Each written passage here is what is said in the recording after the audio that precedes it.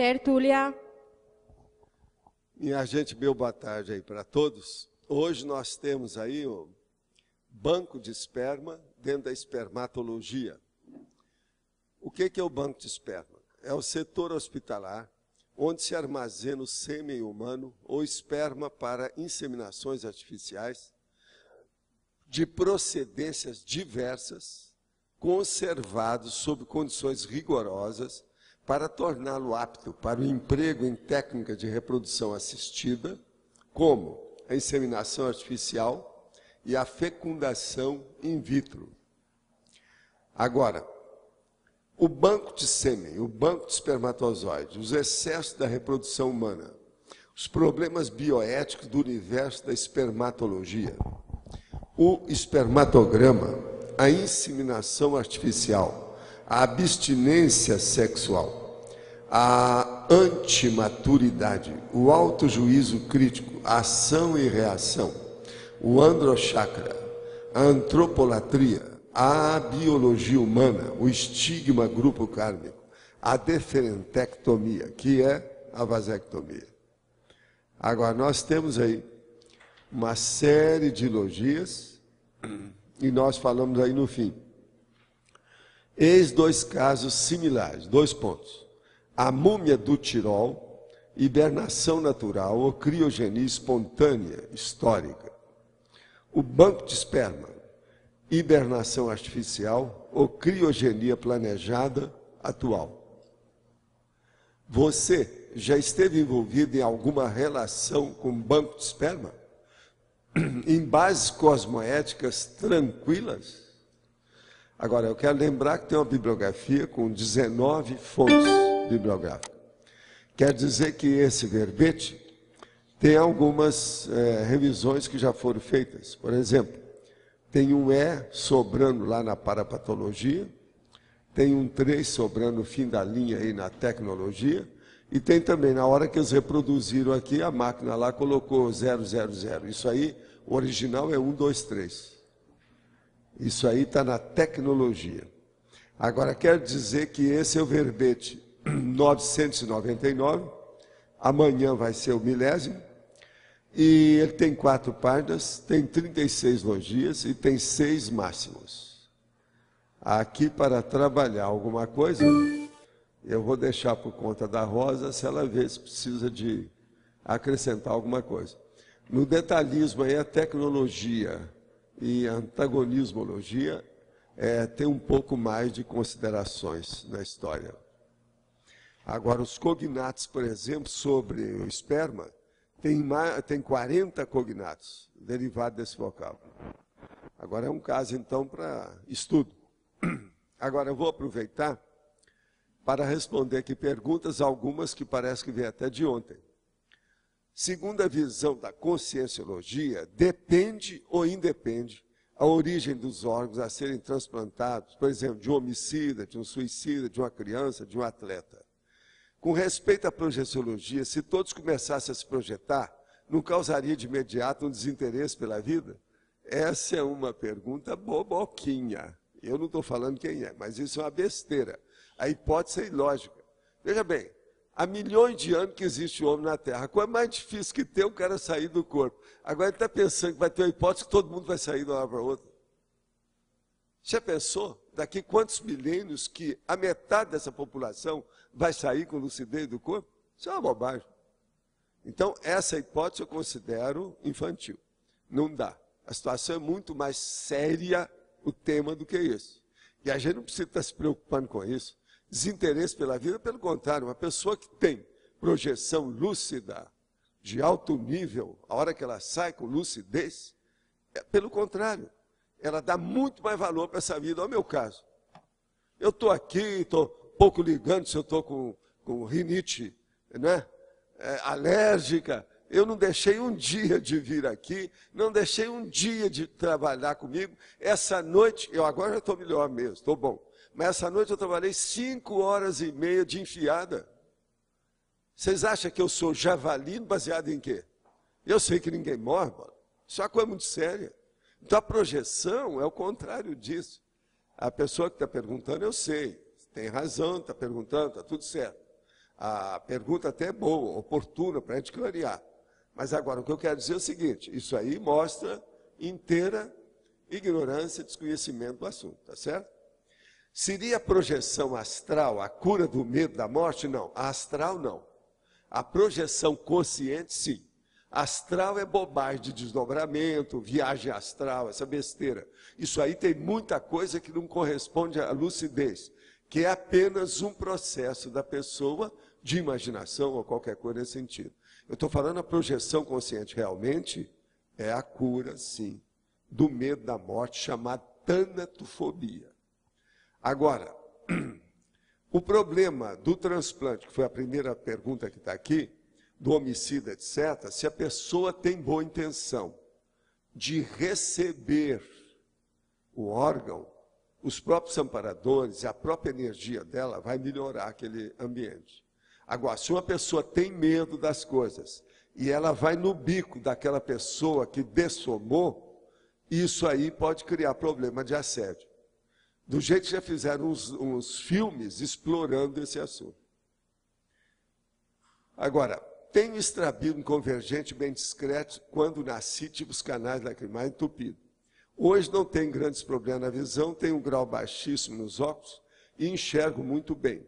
A única coisa que necessito é ficar mais longe das pessoas para poder ver melhor. Tenho dificuldade em focar. Também nasci com mordida inversa. Comecei a usar aparelho muito pequena, usei vários, mas ajudou muito, mas não resolveu. Necessito de cirurgia, mas a minha mãe não quer que eu faça. E por isso não paga novo tratamento ortodôntico necessário para o pós-cirúrgico. Às vezes me questiono, por que nasci com tantos problemas na cabeça? E eu te falo, é a mesma coisa que eu. Eu também nasci com um monte de problema na cabeça. Tudo meu roda, bate na cabeça. Agora, o melhor é a hora que eu tive um acidente que rachou minha cabeça. Essa aí eu mato. Mas já no parto, eu já vim tudo esfacelado. E outra coisa, eu acho que a mesma coisa que acontece comigo vai acontecer com você. Por que é que todos os seus problemas acontecem na cabeça? É para você usar o intelecto assistencial, que é o meu caso. Isso aí é para chamar a atenção. Mas agora eu pergunto para vocês, tem lógica isso que eu estou falando? Então você tem que saber usar a cabeça em favor dos outros. Isso aqui é o intelecto assistencial que eu chamo. É usar o mental soma, o córtex, os dois hemisférios cerebrais, em favor da assistência tarística. Fazer a tarefa do esclarecimento, a reeducaciologia. Reeducação. Agora, tenho dificuldades com coisas relacionadas aos olhos. Não só os meus, mas de outras pessoas também. Pingar colírio no meu olho, só de pensar me dá arrepios. Ver olhos de outras pessoas, de animais machucados, com catarata ou cego, também. Isso indica algum preconceito? E se eu quiser ser doadora de córneas, o que fazer para trabalhar essa dificuldade, para que depois da dessoma eu não tenha problema no psicossoma? Olha, é uma boa que você está lembrando dessa situação. Eu te recomendo fazer mesmo a doação de tudo que você tiver. Se os seus olhos estão mais ou menos bem, não tem nada, vai em frente. Outra coisa, precisa ver se você vai viver até os 120 anos, às vezes até lá o olho já foi para o espaço. É preciso ir com calma, de modo que prepare-se para fazer uma doação. Agora, o que eu quero dizer é o seguinte, não se preocupe com o processo de doar. Se a intenção é boa, o resultado vai ser positivo. Agora, que existe um preconceito, que não é bem preconceito, isso aí é um recalque, é um complexo. Criou aí alguma coisa de recalque, a pessoa não pode mexer com nada com o olho, que negócio é esse? Por exemplo, como é que é? Se você amanhã tem um namorado, ele quer viajar nos seus olhos, não pode? Mesmo com o olho fechado, as pálpebras. Isso aí precisa acabar. Então, quando você arranjar um namorado, você fala com ele para ele tirar esse complexo, esse recalque seu. Começando beijando as pálpebras. Na hora que você está acordada, não é na hora que você está dormindo, não. Eu já estou dando as dicas todas, que é um jeito de melhorar. De uma maneira primaveril ou de verão, verânica. Nós estamos no verão, né? Tudo cheio de flores, é uma hora de falar sério. Outra, gostaria de saber se através da hipnose podemos saber tudo sobre nossas vidas passadas. Eu li que através da hipnose podemos tudo. Entre aspas, conversa fiada, não pode tudo, nada não, isso é besteira. Gostaria que comentasse a respeito. Primeira coisa, calma. Grupo Karma. Vamos com Karma. Hipnose é também heteroassédio, é sugestão, é dominação, é manipulação de pessoas suscetíveis e impressionáveis. Já temos muitas lavagens cerebrais por tudo quanto é lado, devastadoras. Só se deve usar a hipnose em último recurso terapêutico de alto nível, uma coisa séria, com profissionais confiáveis, que tenha prestígio profissional, senão está danado. Hipnose é sugestão. Existe um negócio aí que atualmente eu nem sei se funciona, que chama Silver Mind Control, que é o controle do Silver Mind. Aquilo lá foi feito para fazer lavagem cerebral, muita coisa através de hipnose. Eles chegavam a fazer, que eu vi uma moça que fez o curso, que era minha até parente, lá em São Paulo, que ela conseguia falar com a outra e mandava a outra à distância. A quilômetros de distância, ela mandava a pessoa vir aonde ela estava. Isso tudo através do processo de hipnose que eles fizeram com telepatia depois. E ela aperfeiçoou o processo. Ela mandava na pessoa. Agora, ela tinha mais força de hipnotizado que a turma do Silva Mind Control. Entende? Uma moça italiana, fora de série. Agora, eu falei com ela, ó, cuidado com o que você vai influir os outros. Você já pensou? Você vai começar a influir? Olha, você vai comprar a casa do fulano. Paga o preço que ele quer. Vai lá agora. Isso é um perigo, né? A pessoa começar a manipular os outros para fazer besteira, e a hipnose é possível fazer isso. Se a pessoa é suscetível, é possível dominar a outra. Então, ó, lembre-se bem de hipnose, é uma beleza. Para certos casos, é o que resolve, matéria de anestesia e outras coisas mais. Mas, só em último recurso, como último recurso. Não se deve usar porque é lavagem cerebral. De hipnose, ó, nós estamos saturados, ó, por aqui. Vamos parar com isso. A nossa socim patológica já tem hipnose demais. O pecado inicial da vida intrafísica, incluindo a concepção, a gestação, o parto e os primeiros anos de vida, é fundamental. Isso aqui é período inicial da vida intrafísica, estou custando a ler. Incluindo a concepção, a gestação, o parto e os primeiros anos de vida é fundamental. Diversas pesquisas em psicologia e biologia relacionam a qualidade desse início da vida e a saúde do corpo e da mente nos períodos posteriores. A evolução da humanidade depende de atenção a isso. Neste contexto, quais seriam as principais contribuições da conscienciologia em sua perspectiva holossomática de saúde?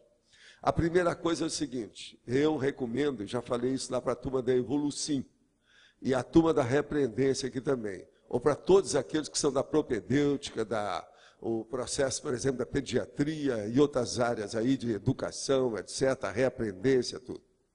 A coisa mais séria que tem é o seguinte, dos 2 aos 5 anos, pelo menos, a criança recebeu os inputs com os processos tecnológicos da atualidade. Eu acho isso importantíssimo. E outra coisa, logo que ela começar a ter alguma noção, já começar a dar para a criança a noção do que é o estado vibracional, fazer com que ela comece a mexer com a energia para ela saber o que é isso. E junto com isso, mostrar para ela o que é economia. Mostrar para ela a diferença do valor das cédulas, do dinheiro, de tudo isso, para ela se tornar independente das outras pessoas. E dinheiro é uma das coisas que criam mais dependência na vida. Se essa menina ou esse menino começar a ficar independente, se libertar do processo de energia, criando uma tendência mais para a consim large, em vez de ser uma consim miserê, ela vai ajudar todas as outras áreas de manifestação da vida dela para a proex dela. Então isso aí eu chamo atenção demais para a pessoa. E isso pode começar a ser feito entre os 2 e 3 anos de idade. E outra coisa, ensinar o mais depressa possível, logo que for possível, a criança a nadar, fazer certos exercícios e ler e escrever para valer. E fazer com que a pessoa, aquela criancinha, comece a ter tendência de leitura desde aquela idade. Isso é que é o ideal. De modo que uma biblioteca pessoal, infantil para a criança, Biblioteca que não tem apenas ilustração, não. Precisa ter legenda. Precisa ter coisa escrita. Isso é que é o ideal. A minha mãe fez isso comigo. Eu, com 5 anos, já dominava a leitura. Isso, para mim, foi a base da minha vida. Minha mãe era professora. Eu acho. E eu tive um negócio muito sério, que é um professor específico. Vocês sabem, isso aí, hoje em dia, até que é uma coisa mais rara. E isso é o máximo. Se a gente puder. Por exemplo, se a sua família tem criança, e vocês são abonados, tem alguma coisa, arranja um professor específico para essa criança, para trabalhar, de acordo com o psicólogo, aquilo que a pessoa tem tendência. Isso é o ideal. Eu nunca pude esquecer o meu professor específico, que deu aula para mim durante 2 anos. Aquilo eu deslanchei na minha vida dentro de um patamar totalmente diferente dos outros alunos. É tanto que eu superei tudo em matéria, eu nunca fiquei reprovado em nada, nunca tive problema de estudar nada, nada de nada de nada. Agora, devo isso a esse, você está entendendo? Professor específico. Como é que chama o professor específico? Preceptor específico daquela criança. Nós chamamos isso de preceptoria.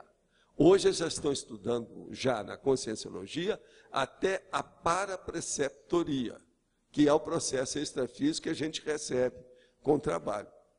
Agora, com isso, Plínio, você que é especialista na questão de toxomania, você pensa bem, uma criança dessa, se ela começar a ficar instruída, ela vai ver que fumar é besteira, que álcool é besteira, que cocaína é besteira. Você está entendendo? Muito cedo por ela mesma. E a coisa mais importante é conduzir os estudos da criança de modo que ela chegue ao princípio da descrença por si mesma. Vocês estão entendendo? Ela vê que o ideal é ela estudar e chegar às conclusões por si. E não só porque o preceptor falou, o professor falou, a mãe falou, o advogado falou, o médico falou. Mas ela tirar a conclusão por ela. Isso é o ideal. Uma criança, por exemplo, então, num nível desse, se ela começar a estudar mais, ela não vai ser super passiva. E isso é o ideal dentro dessa sociedade patológica que nós vivemos. Uma criança passiva, ela vai para o buraco. Ela vai ter péssimas companhias, vai acabar piorando tudo na vida dela.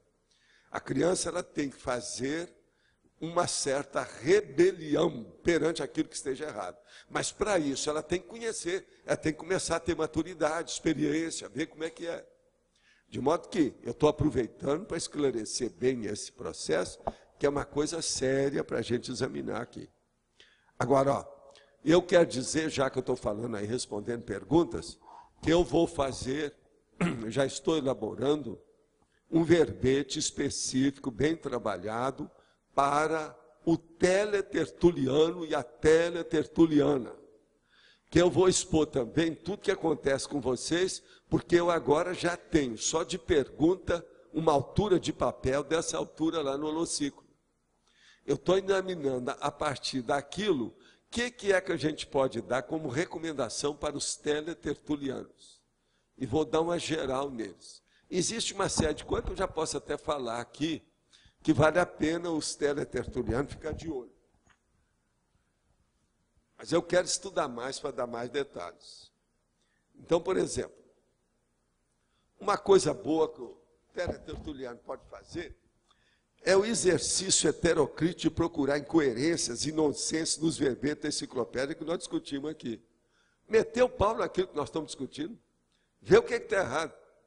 Vamos ver a sua competência. Nós queremos espicaçar a competência dos teletertulianos para que eles possam nos ajudar com a sua heterocrítica.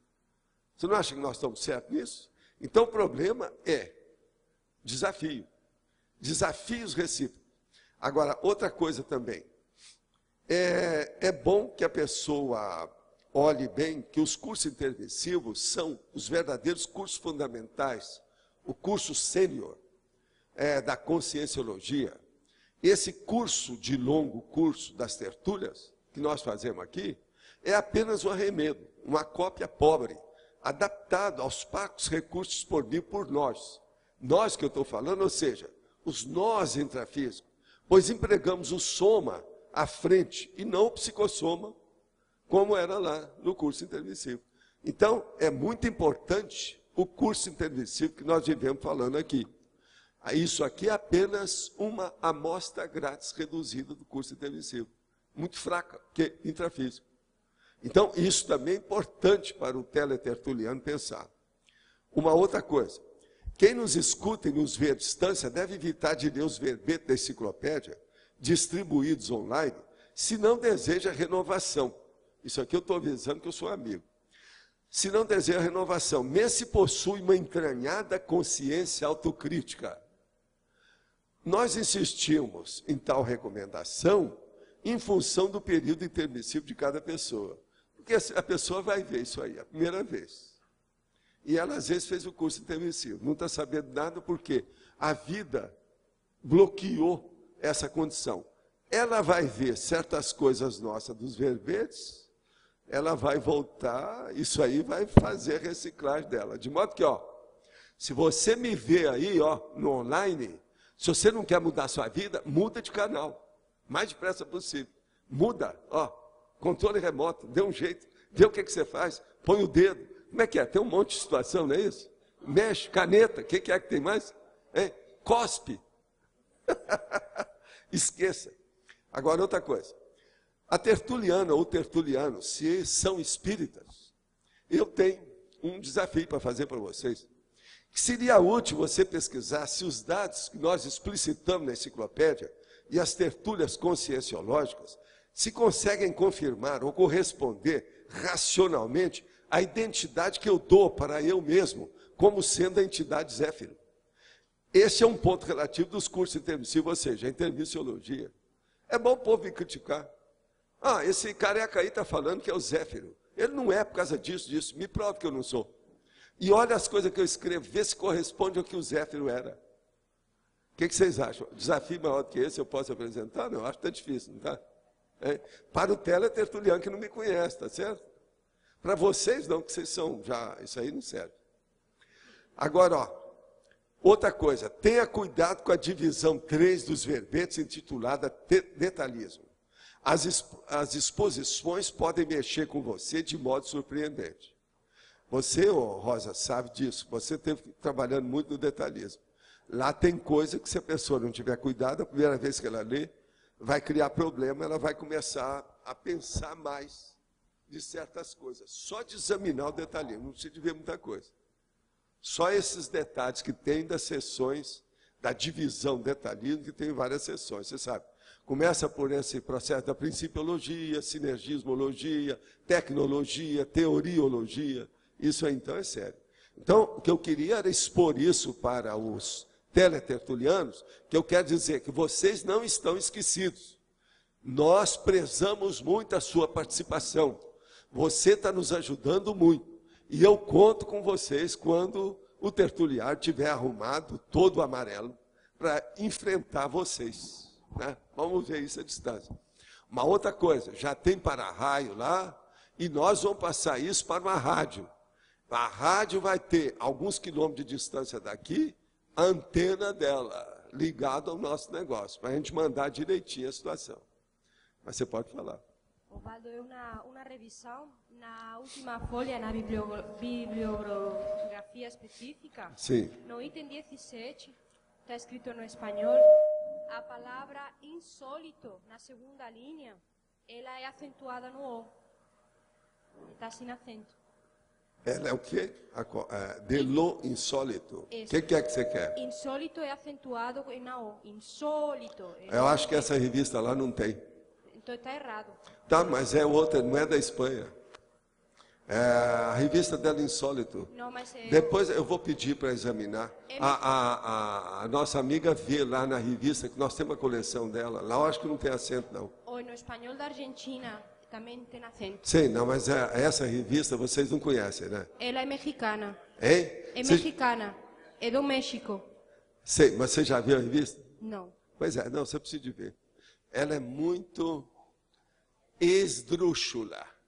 De modo que é preciso ver. Não, errado está para a Espanha, mas certos lugares não. Se lá eles não assentaram, eles estão certos. Ainda mais no México. O México tem de tudo. Escuta, uma pessoa seria bom ver para mim, depois no holociclo, se a revista dele, o Insólito, se tem acento ou não. Porque isso aqui, ó, a turma andou estudando muito isso, eu não sei se está faltando não. Em português tem, mas agora em espanhol do México, eu já estive no México, dei aula lá, essa coisa toda. Olha aqui, tem lugar pior do que o México. As Filipinas é pior, o espanhol das Filipinas é pior. Mas fala. Professor Waldo, eu vou retomar um tema que o senhor abordava no curso de sexualidade. Eu tive, há uns 10 anos atrás, eu tinha varicocele. Sim. Eu fiz um ECP2 e aí sumiu a varicocele. E eu sei que eles fizeram uma cirurgia, eu comentei com o senhor na época, o senhor falou para mim, ó, foi uma cirurgia, mexendo com você. Não, o seu caso eu sei que foi. Pois é, mas a pergunta é o seguinte, como é que funciona isso? Que até hoje eu não entendi direito. O senhor falava, por exemplo, da pessoa É o mérito, aí é meritocracia. É o caso daquela minha amiga, lá de New York, que está com um negócio há 22 anos na perna, e não parava a dor de jeito nenhum. Já tinha feito até cirurgia. Aí veio para o telefone, quando chega um dos nossos amigos, o tal mal, e fala assim, joga energia e fala com ela para ficar quieta lá um pouco. Fica lá. Foram 5, 10 minutos através do telefone. Nunca mais teve nada. Isso é mérito. Se tem um jeito de consertar pessoas em certa situação, eles consertam na hora. Isso aí é batata. Tá, mas o que significa uma pessoa que é roncolha, que tem, por exemplo, um testículo maior que o outro? Como é que funciona aí tem uma isso? opção de coisa que precisa de ver. Uma das coisas sérias é genética. Outra coisa é acidente. Tem uma série de condições disso aí. Tem que ir com calma. Entende? Agora, precisa de ver também o resultado disso. Se o processo, por exemplo, influi na questão da ereção e outras coisas a mais. E outra coisa também, não é só a ereção, mas o processo da excitabilidade sexual. O nível disso. Agora, veja, esses processos, assim, no caso aí, é um problema físico. Quando é físico, a energia direta não funciona. É uma paracirurgia que foi feita. É o caso lá da perna da senhora. É o caso do seu caso aí que se faz. Você lembra que eu te falei, na ocasião, que eles tinham feito mesmo o negócio. Agora, ó, o ECP2 faz muita coisa dessa. São as chamadas cirurgias invisíveis. Hoje em dia, a paracirurgia invisível. Hoje em dia, os próprios espíritas aí com os paracirurgiões, de vez em quando eles estão fazendo paracirurgia invisível. Tem aquele cara lá, aquele sensitivo lá de Goiás, de Abadiana, que eles fazem lá. Eles deixam a pessoa dentro do lugar, uma sala especial, que é para fazer. O sensitivo nem chega perto. E, no entanto, é feita uma paracirurgia invisível, silenciosa. Essas coisas ocorrem. Você tem que lembrar que eu já trabalhei com esse negócio de paracirurgia, né? Agora, o ECP2 é especial para isso. Foi feito para muito caso assim. Todas aquelas prescrições que se faz, até hoje não faz, né? 3 dias, não pode dirigir carro. Né? A maioria delas tem processo, às vezes, de cirurgia. Agora, o que eu queria entender, professor Roda, é por que a pessoa vem com uma varicocele e aí depois sai, que às vezes houve some. um trauma, houve um acidente. Aquilo era para consertar. Não era para ter isso no corpo. Às vezes consertaram. Tem que ter um mérito. O mérito, às vezes, é a realidade.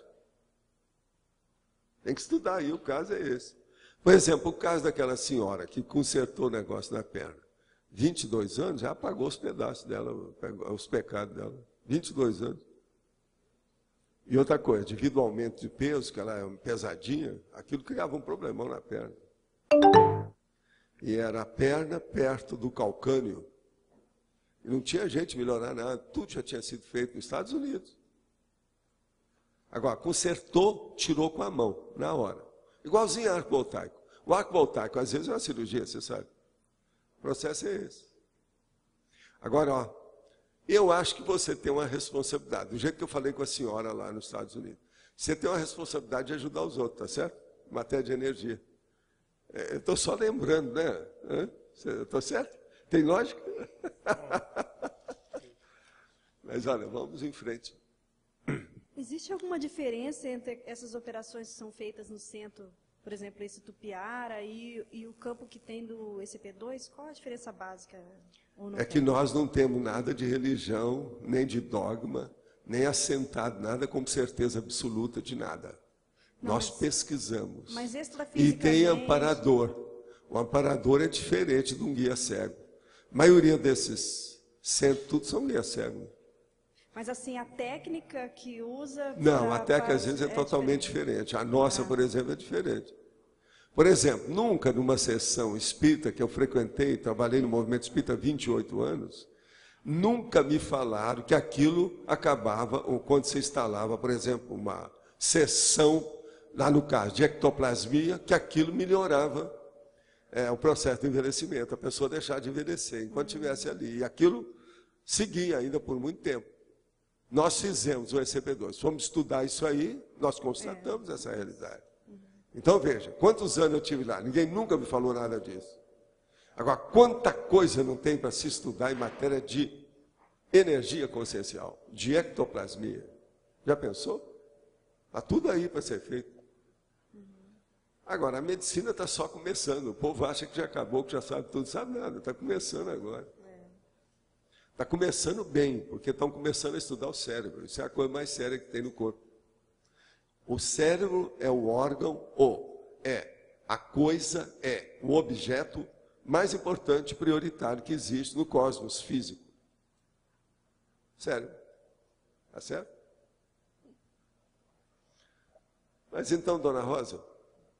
Professor, é o seguinte, o senhor tocou num assunto que há muito, né? Eu já vinha com essa ideia lá de onde eu estava, no Rio de Janeiro, e é uma ideia que eu tenho. O meu projeto de mestrado, eu me baseei em pedagogia, né? Em psicopedagogia, e que seria o seguinte, é uma escola de suprência. Ela não atingiria a questão acadêmica, as matérias normais de uma escola. Seria uma outra escola de suprência, onde os pais levariam os alunos, um horário alternativo ao horário que eles estudam normalmente, e onde ela tem aula, teria aula, quer dizer, no projeto consta dessa forma, filosofia, fundamentos da filosofia, porque eu dei aula para o curso de formação de professores, e lá nós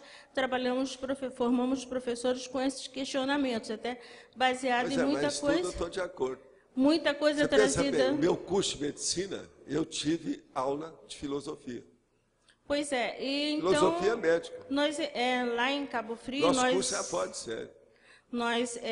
Era trazido para a gente slides, não lembro ainda dos slides, né, dos Estados Unidos, que os Estados Unidos há muito tempo já introduz desde a pré-escolar fundamentos de filosofia no pré-escolar. Então, a criança, desde cedo, de 2, 3 anos, começa a questionar. É a preceptoria que você está falando. Agora, se começar com a criança, é melhor do que quando a pessoa entra no curso superior. Porque aí ela já está viciada, boca torta, cheia de maus hábitos. Pois é. O problema é começar, a árvore endireita quando nasce, um pouquinho. Tem que colocar um galho, amarrar, porque senão... Agora, para ficar mais ou menos reto, é pequeno. Então, seriam assim, as disciplinas básicas seriam fundamentos da filosofia, economia, noções de economia. Aí agora, no meu caso, energia, energossomatologia, que é uma das coisas mais sérias que tem na vida. Se fosse comigo, era essa a matéria que eu ia dar. Energia, né? Sim, energossomatologia. E outra coisa, usando esses palavrões desse tamanho, tudo grande. Energossomatologia.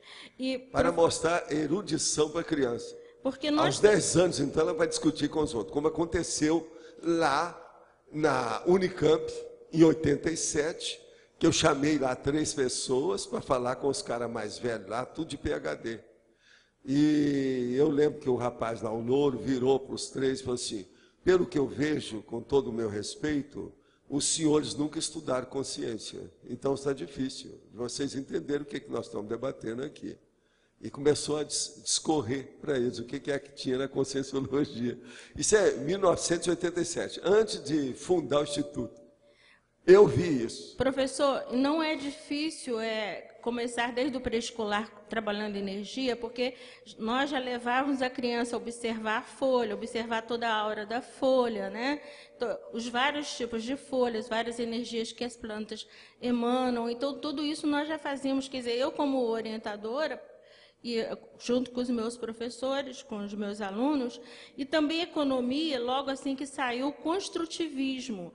Baseado nessa técnica do processo de construtivismo, a criança, desde o pré-escolar, a gente monta na sala de aula um supermercado com caixa registradora, com compras, o que eu vejo hoje, uma das coisas sérias que é bom se acrescentar aí, é a biblioteca pessoal, Sim. o laptop pessoal.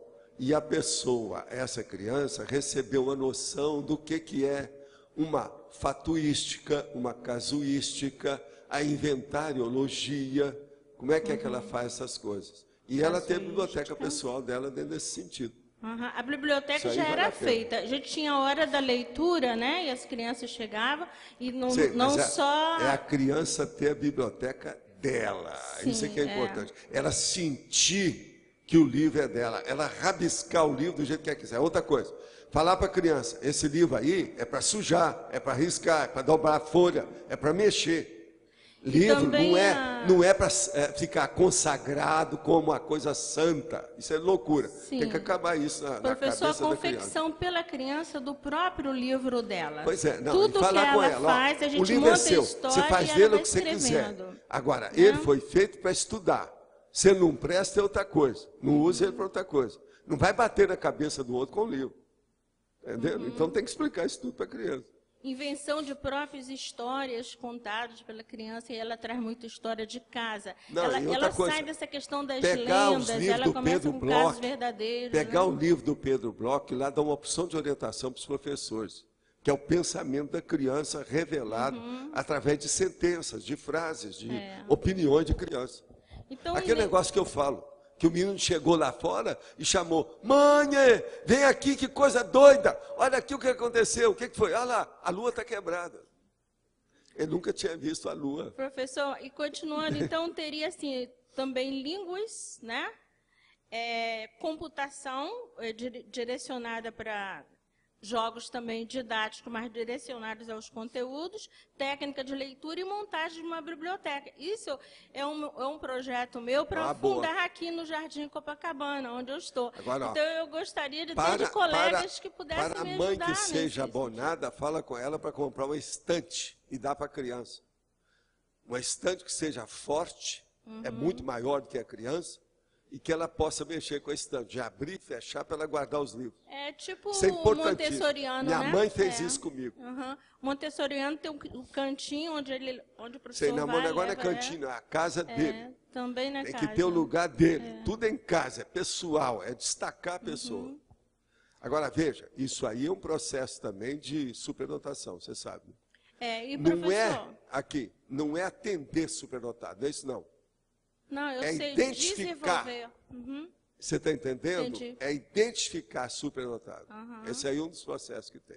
E, professor, eu gostaria até que colegas meus, até a gente vai estar assistindo aqui a nossa comunidade aqui ao lado, que pudesse, quem tivesse interesse nesse projeto, pudesse me procurar, porque, no caso, é um projeto grande e eu estou sozinha. Eu já estou desenvolvendo no consultório. Quem que te ajuda lá? Tem mais alguém que te ajuda? Não, estou sozinha, né? Entendeu? Então, gostaria que quem tivesse interessado... A gente apela, então, para vocês dar uma de mão aí sozinha no intrafísico, né? Entendeu? Vamos em frente, que essa aqui é estudiosa, vale a pena. Vamos ver o que dá. Obrigado, viu? Valeu. Ô, chefe, vamos em frente. Boa tarde. Tarde. É o seguinte...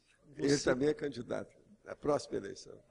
Seguinte, no início, quando você estava dando as orientações para os teletertulianos, você comentou sobre o Zéfiro, e eu queria explorar um pouco o tema. Amanhã, no Pai da Reaprendência, nós vamos estar discutindo a obra do Livro dos Espíritos. Sim. E eu queria conversar, fazer algumas perguntas a respeito da personalidade, do trabalho que foi feito ali no momento. Então, quando a gente pega os livros da época mesmo, até aquele Obras Póstumas, a gente vê ali o relato do resgate que o Zéfiro fez ali no processo. E E a primeira pergunta que eu queria fazer é o seguinte: até que ponto o Kardec ele foi fidedigno ao que foi passado para ele? Até que ponto ele alterou aquilo tudo? Não, ele fez o que pôde. Agora, o processo de Allan Kardec é o seguinte: ele não teve tanta culpa. Ele estava doente, já tinha uma certa idade, morava sob a influência terrível da pressão política em Paris. Aquilo foi logo depois dos processos da Revolução Francesa. A Revolução Francesa ainda tinha muito jogo de mando geopolítico e outras coisas mais na área toda. E ele, então, não teve muito tempo de mexer com o processo das comunicações dos espíritos. E ele trabalhou nisso, não chegou bem a 14 anos, foi menos, e morreu. Ele já estava doente na ocasião. Agora, então, o que é que se passa com o assunto? A hora que ele começou a colocar o Livro dos Espíritos, que é o que importa lá, é o Livro dos Espíritos. Sim. Que é o Livro dos Espíritos, que é a base de tudo que eles deram para ele. O resto tudo é decorrência do Livro dos Espíritos. Decorrência e interpretação. Né? Agora, o que se passa? A hora que ele viu que aquilo estava começando a dar muita celeuma, muito debate, muita controvérsia, e ele tinha que estar saindo para defender aquilo, ele chegou a fazer viagem nesse sentido, ele então falou assim: o jeito é eu apelar para o que existe aí, porque senão todo esse meu trabalho vai por água abaixo. E ele fez concessão. Aí ele errou. Nessa hora, essa concessão, ele fez um desvio da realidade. Ele fez então o livro da prece, depois ele fez o Evangelho segundo o Espiritismo, para fazer média com os outros. E você sabe, em matéria de pesquisa, não se faz média com ninguém. A gente tem que seguir a orientação dos achados, dos findings. Ele viu os achados, ele tinha até boa argumentação, principalmente em matéria bioquímica, para falar sobre os assuntos, tudo, e conhecia bem, ele não era uma pessoa inculta. Mas agora, ele não soube, foi focar. O mega foco dele foi desviado na hora que ele fez a prece, porque ele já estava com a ideia, já no fim, de fazer até o credo espírita. Quer dizer, ele já estava caminhando, então, tudo para a religião. Ele devia ter levado aquilo tudo para chamar a atenção dos cientistas da época, para a ciência, porque ele era um cara da ciência. Ele era matemático, ele lecionava, ele era mestre de escola, ele escreveu livros sobre isso. Os livros dele eram oficiais, e você está entendendo? De governo, lá de Paris. Ele chegou até a apresentar para o parlamento na época. Então, o que você quer? Agora, ele nisso, ele caiu de 4, ele errou totalmente a situação. O problema dele foi esse. Agora, veja, o Livro dos Espíritos é um livro de se tirar o chapéu, de ponderar, que tem muita coisa interessante. Agora, tem bobagem por causa da época, aquilo tudo está ultrapassado. Allan Kardec fala em miasma. Tem umas bobagens enormes lá, aquilo tudo está superado. Agora, como ele congelou tudo, engessou tudo como sendo uma religião, dogmatizou o negócio. Agora, ninguém sabe, é filosofia, é religião, é ciência. Mas no Brasil, tudo caminhou para a religião, deu no que deu. Virou mais uma seita cristã igual aos outros. Está entendendo? E eles fazem muita questão de chamar atenção para isso. Isso é uma pena. Nós temos que caminhar para a descrença e não para a crença. Agora, ele errou totalmente nisso. E ele era um cara rígido. Até que ponto, por exemplo, que isso não foi assim do Swedenborg nele? Foi. Até um certo ponto foi. Por aí você pode interpretar a situação toda, como é que é. Agora, ó, de qualquer maneira, ele foi um gigante. Né? Tem que tirar no o pouco chapéu tempo que ele teve, numa condição daquela, em Paris tinha a barriga cheia, você está entendendo? O rei na barriga, era o senhor de tudo, eles achavam que era o dono. É a cidade de luz, é um problemão isso aí. Agora eu queria saber o seguinte, porque se a gente começa a estudar lá a cronologia de como aconteceu todo o contexto, o Zéfiro fez o resgate dele, colocou ele para começar a trabalhar. Aqui, o Zéfiro era apenas assim, o cara que era um tipo de mestre de cerimônias. Ele era um espírito doméstico. Ele não era evoluído. E o Allan Kardec sabia disso. Ele falou, porque o próprio Zéfiro falou para ele. O Zéfiro se comunicou, falou para ele. Tem muita coisa que o Allan Kardec não escreveu que aconteceu.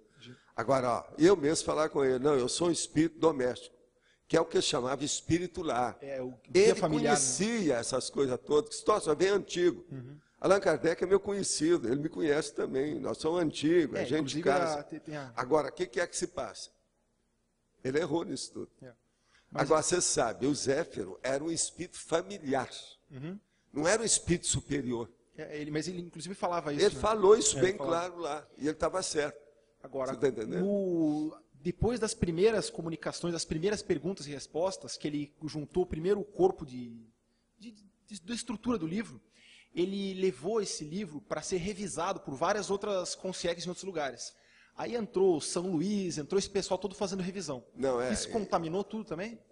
Em parte, mas ele tinha ainda um determinado critério e ele não se deixava levar por isso, não. Entendi. O problema dele, a hora que apertou, foi, eu sei, como Zé, eu segui a coisa do drama íntimo dele. Entendi. Eu estou te falando, é coisa que não está acima... Eu discuti certas coisas, inclusive com o nosso amigo de São Paulo, que conhecia tudo sobre o negócio de Allan Kardec. Você sabe quem é? Sei. Você sabe quem eu estou falando? Canuto Abreu. Sei. Esse homem eu vi a biblioteca dele, acompanhei aquilo lá, estive com ele muitas vezes, ele me conheceu, tudo isso. Agora, o que é que se passa? E com ele eu não cheguei a falar, porque eu não podia falar no movimento espírita quem eu era. Isso aí não dava certo, porque lá já é tanta loucura que aquilo, em vez de me ajudar, ia piorar tudo. Agora, o que é que se passa numa condição dessa? Ele piorou mesmo, ele sustentou o critério dele e o modo que ele estava levando, com lógica, com racionalidade, para selecionar as mensagens recebidas. Mas na hora que a saúde dele estiolou, o processo da condição da pressão, o povo todo fazendo pressão em cima dele. Você pega lá que você vai ver nas publicações da época, inclusive depois da Revista Espírita, a Revista Spirit, e que tem outras coisas mais nesse sentido, que está falando um monte dessas coisas dele.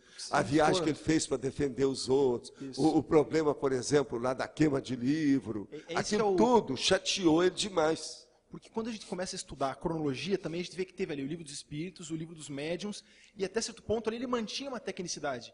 Mas depois que teve a questão do Alto de Fé e Barcelona, que ele aquilo... mexeu com a cabeça dele muito. Mexeu com ele. Agora, veja, eu vi isso acontecer depois com outra pessoa, já no outro século, né, no século XX. Isso aí foi no século XIX. No século XX eu vi a coisa pessoalmente. Sabe com quem? Não. Pietro Baldi. A hora que eles, na Igreja Católica, colocaram o grande síntese no índex Librório Proibitório, pronto. O cara criou um trauma emocional que quando eu encontrei com ele, era isso que você via direitinho na cabeça dele, e ele falava aquilo para a gente. Ele morreu contra a igreja e lastimando aquilo e deplorando a situação.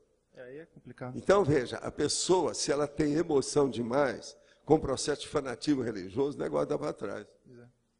Agora, uma coisa séria de Allan Kardec, foi que sustentou depois alguma coisa, porque ele morreu muito rápido, foi a mulher dele. A mulher dele era fora de série.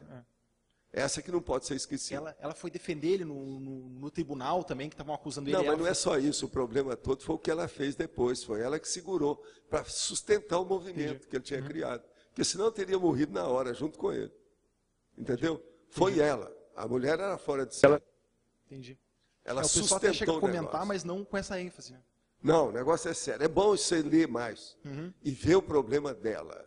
Qual é o papel dela na vida de Allan Kardec, principalmente depois que ele dessomou? É impressionante ela. Estudar, sim. Tá bom, obrigado. Vamos aí. Aqui nós temos outra pergunta. Fiz uma fertilização in vitro, na qual foram implantados no meu útero 3 embriões que não vingaram. E em outra ocasião, mais 3 embriões que também não colaram no útero. Todos os embriões eram de óvulos meus, com o espermatozoide do meu marido. O senhor acha que em algum momento houve alguma consciência associada a esses embriões? Hoje decidimos que não queremos ter filho. Até que, enfim, está vendo? De qualquer maneira, valeu para cair a ficha. Olha, existe um negócio que nós chamamos da antimaternidade cosmoética evolutiva. Vocês chegaram a essa conclusão. Agora, os embriões poderiam ter ou não poderia. Isso aí depende da situação. É preciso de ver o que é. Embrião é uma coisa séria. Como combater o ansiosismo e a depressão? Aqui eu acho que seria bom a gente dar para essa nossa turma, que é especialista nisso, né? Você mesmo pode dar umas aulas, né? aula sobre como combater o ansiosismo, tá certo? O que você acha? A primeira coisa do ansiosismo que uma pessoa tem que combater, principalmente ansiosismo. Depressão pode ser outra coisa aí no caso, não tem nada, mas pode estar junto também. Mas ansiosismo é a pessoa segurar o que ela faz. Ela ficar mais tranquila consigo mesma. Ela não se precipitar. Ela não ser e falar para si mesma, nunca mais eu vou ser impulsiva. Tudo eu vou pensar antes de falar. E vou estudar bem as coisas antes de escrever. Porque hoje tem um problema dificílimo no ansiosismo, que é bom, a gente não pode esquecer. E eu quero lembrar aqui. Chama-se e-mail. E-mail é um problema, porque a pessoa ansiosa, ela vai lá para o computador, escreve tudo, desconta tudo na pessoa, vamos dizer, emprenha o computador, que vai passar para o outro, que passa para o outro, que passa para o outro. Ela começa a dar uma gravidez de loucura num monte de computadores. Ela emprenha todo mundo de besteira. Isso tudo é ansiosismo. Depois ela veio falar comigo, estou muito arrependido, eu mandei um e-mail, que eu não tenho jeito de recolher, não recaptura mais. O que eu faço? Falo assim, calma, toma um copo d'água. Aí dou um copo d'água para a pessoa. De modo que o ansiosismo em matéria de informática é um perigo. De modo que o problema é estudar. Agora, nós já escrevemos muita coisa nos verbetes sobre ansiosismo. Agora vai ser feito aí, vocês sabem, depois dos 1000 verbetes, vai ser feito aí um CD, né, uns processos, que a pessoa depois pode usar aquilo, pode usar o Find, não é isso?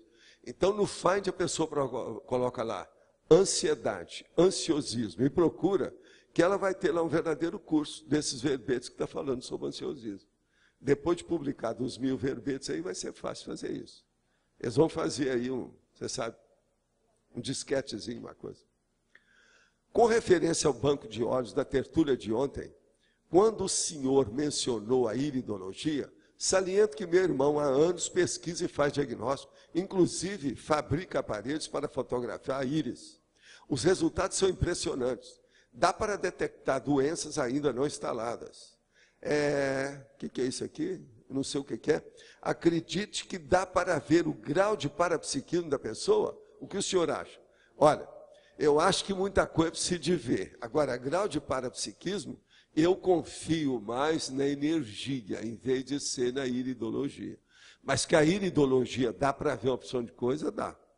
É bom seu irmão tocar essas coisas para frente. Uma coisa séria. Se ele publicar algum livro, você manda o título que eu vou comprar. Tá certo? Eu sou uma pessoa que estuda iridologia quando o negócio é sério.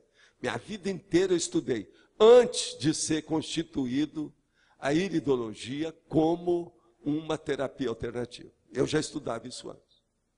Agora, gente, como não tem ninguém aqui, eu vou aproveitar para falar uma coisa aqui para vocês, do livro aqui, um dos livros do Eduardo Said, que de vez em quando eu mostro aqui para vocês verem o que é uma crítica séria de uma pessoa que é um analista, como ele era, falando Harold Bloom. Vocês sabem aquele cara que é considerado um dos maiores críticos de literatura que tem por aí afora, não é isso? Então ele fala o seguinte: as opiniões de Bloom sobre o cânone humanista mostram antes uma ausência de uma animadora presença de espírito. Ele quase sempre se recusa a responder a perguntas nas conferências que dá. Recusa-se a envolver com outros argumentos. Apenas assevera, afirma, entoa. Isso é elogio disso mesmo, e não humanismo. E certamente não é crítica esclarecida. Ele acabou com Bloom. E dizem que ele realmente sempre foi assim. Esse Bloom aí, pelo menos, era, quando ele dava as conferências. Agora, o nome que eu uso para isso, como é que eu chamo aqui? Isso tem um nome. Tem uns 3 nomes que a gente poderia falar. Um deles chama cabotinismo. O outro é pontificação. O outro é perentoriedade. Não é isso? Vocês já ouviram? Agora, o que é interessante é o Said falando do Bloom. Isso é que é crítica de alto nível, sério. O cara leva a sério. Ele está falando aqui, faz uma opção de considerações a respeito do assunto. Então, o problema todo que ele acha é o seguinte: uma pessoa igual ao Bloom, é isso que nós temos que evitar nos livros que a gente escreve, nas coisas que nós falamos. Nada de certeza absoluta, nada de verdade absoluta, tudo é verdade relativa de ponta. Nós estamos para debater, é para argumentar, é para refutar, é para discutir. Então, veja, ele diz também o seguinte: o problema é questionar, agitar e reformular. E não ficar apresentando certezas transformadas em produtos do mercado, empacotadas, incontroversas e codificadas de modo acrítico. O homem era uma cabeça para explicar isso tudo aqui. De modo que o que nós precisamos é da discordância e ebulição de anotações não resolvidas. Veja só essa expressão. Ele está usando a expressão que foi feita pelo Raymond Williams. Discordância e ebulição de anotações não resolvidas. É justamente o que eu falo para vocês na tertúlia, é o nosso processo do debate, é a refutação. Isso aqui é a síntese de tudo que eu faço. Minhas coisas todas que eu procuro fazer. É o máximo, o processo dele aqui nesse livro dele. Vale a pena ver. Vocês querem saber qual é o livro? Humanismo e Crítica Democrática, Eduardo W. Said. Essa aqui é a edição, deixa eu ver aqui, Companhia das Letras. Certo? Vale a pena ver o livro, tá? O livro é muito interessante. Para quem quer o assunto aí sobre o humanismo, vale a pena. O humanismo, ele era professor de humanidade, de humanismo, você sabe disso. Então ele defende o processo. É uma das pessoas que mais falaram sobre o humanismo do século passado para cá, com mais clareza que eu já li até hoje. É ele, falando sobre o humanismo aí nesse caso. Vale a pena ver.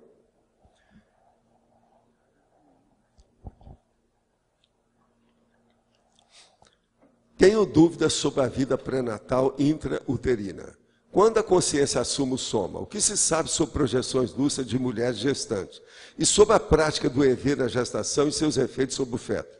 Olha, a primeira coisa é o seguinte: tudo indica que a opinião mais aceita é que o processo é completado, o problema do nascimento, na hora que junta o espermatozoide com o óvulo. Ali que a coisa começa a deslanchar. Agora, aí então é que ela já está ligada ao soma. Agora, o soma só vamos dizer, assumido aos 26 anos de idade, quando há a materialização completa da maturidade biológica do corpo. Porque antes disso, por exemplo, a criança, até os 7 anos, ela não tem, às vezes, nem uma configuração específica do que ela está fazendo aí. O corpo, às vezes, manda mais nela do que outro. E vocês estão vendo aí que tem uma porção de jovem que o corpo manda mais nele do que outros. Olha uma pessoa que fuma, olha o outro que é toxicômano. Você trabalha com essa turma toda, você sabe disso, os jovens, como é que são. De modo que o negócio, assumir o soma, é só mais ou menos aos 26, quando a pessoa está muito lúcida. A maioria não sabe assumir o soma, ainda não assumiram o soma, elas acham que elas são soma, enfim, o soma tomando conta delas. O que se sabe sobre projeções lúcidas de mulher gestante? Eu já falei disso aqui, inclusive daquela nossa amiga do Rio, etc., tal, que é fora de série, que ela sabia até, teve uma das filhas dela que ela encontrou com ela antes dela ressomar. E tudo aconteceu corretamente, tudo bonitinho, certinho. E antes de ressomar, ela tinha projeção antes de engravidar, durante a gravidez e depois. Ela seguiu tudo isso. Agora, sobre a prática do EV na gestação e seus efeitos sobre o feto. O EV ajuda tudo. Ajuda a mãe, ajuda o pai, ajuda o feto, ajuda a afastar os assediadores, ajuda a afastar as consciências, ajuda a afastar as energias bloqueadoras, negativas que estejam no ambiente. O que mais que?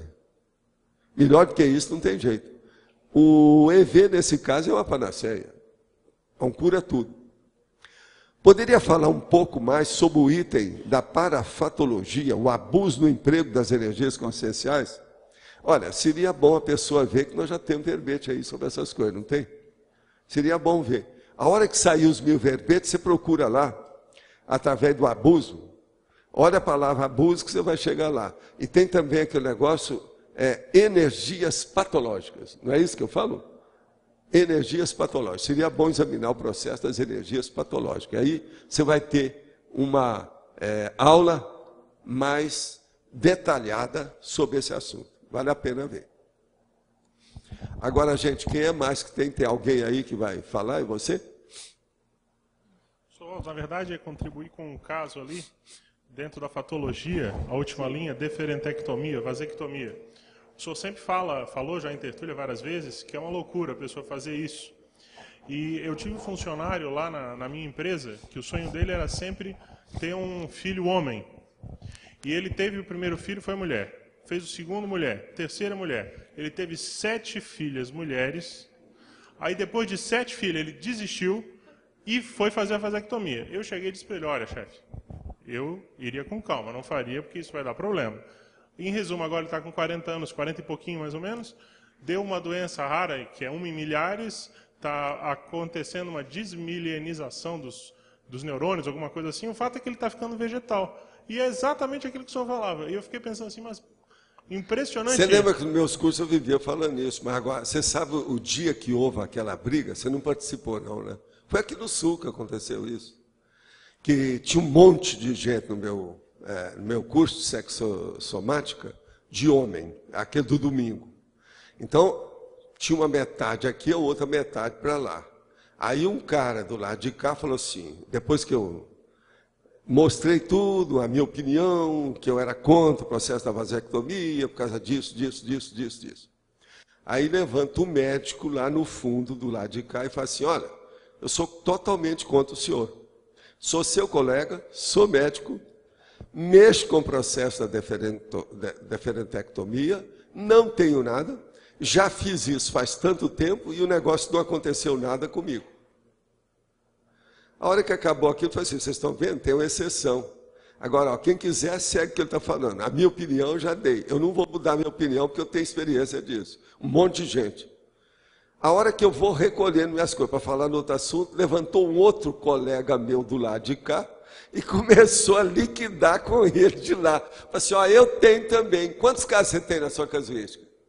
Ele aqui tinha mais casos. E eu estou desistindo, acabei com o processo. Por quê? Já aconteceu isso. E os dois começaram a debater, os dois colegas nossos, todo mundo assistindo, e eu ali, vendo ping-pong da situação. Isso tudo aconteceu.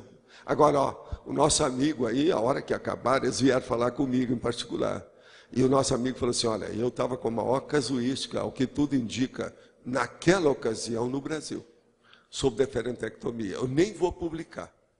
Eu desisti totalmente, porque como eu demorei a fazer a casuística, ele começou a ver os casos que ele fez a cirurgia. E os negócios começaram a dar para trás para ele. O negócio é sério. Agora, não estou dizendo dar para trás só. Da pessoa, por exemplo, querer ter um filho e não tem mais jeito. Ele querer desligar o negócio, voltar tudo e não conseguir. Você sabe que a maioria não consegue, né?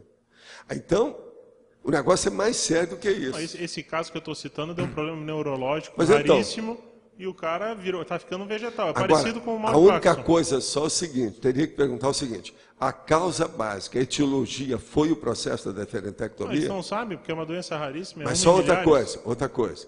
Ele tinha feito cirurgia nesse ínterim, nesse período? Outra cirurgia? Não, só essa. Então tá danado. Isso aí pode ser, sim. Isso aí é uma hipótese. Agora, quantos anos ele tem? Tem uns 46 hoje, mais ou menos. É o processo da época hormonal, com o negócio.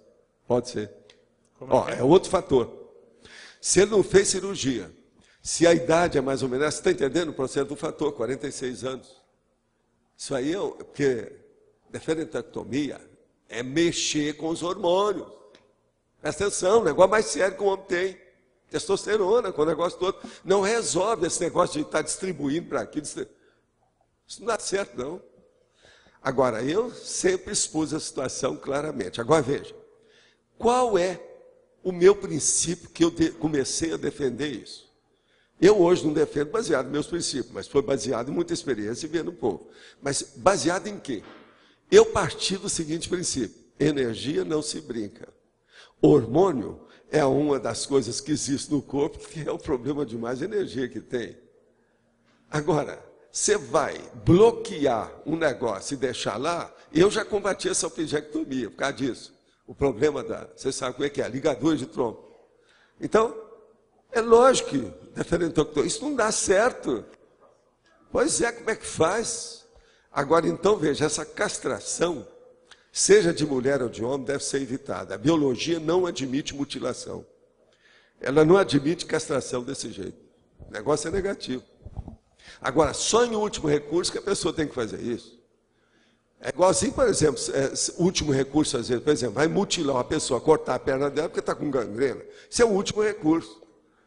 Mas agora, fazer espontaneamente, e outra coisa, era um monte de pacientes, homens, que chegava e falava que queria. Isso lá no Rio, eu vi um monte deles, vieram me falar que queriam fazer deferentectomia para ficar livre, porque assim poderia pegar qualquer mulher na frente. Ninguém ia ficar preocupado com ele, nem ele com ela. Para amanhã arranjar um filho, entrar na justiça, querer dinheiro por causa disso, fazer algum negócio. Você está entendendo? Agora veja, besteira, né? Primeira coisa, eu falar com a pessoa. Primeiro, o ideal é uma pessoa monogâmica. Você está errado. Você é poligâmico, então já está tudo perdido.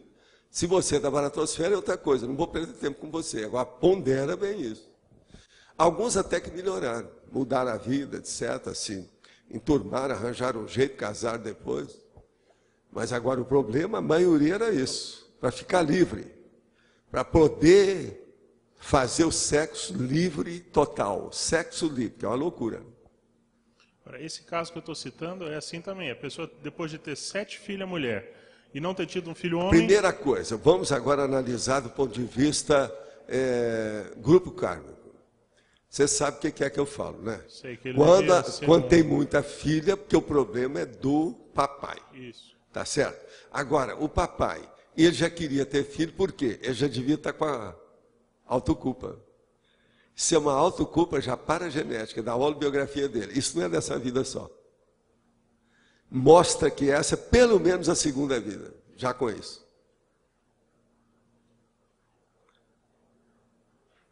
Ele não está vendo nossa tertura não, né? Não. Então tá bom. Você está entendendo, né? O que eu estou falando.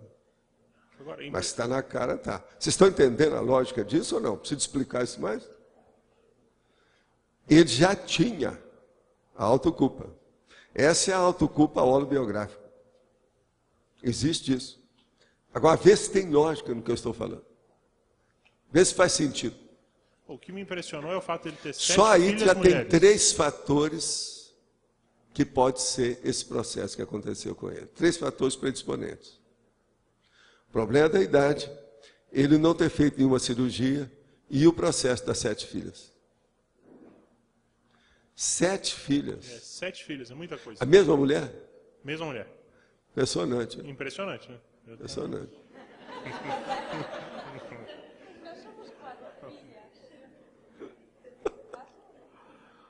Está vendo a situação? Não é fácil.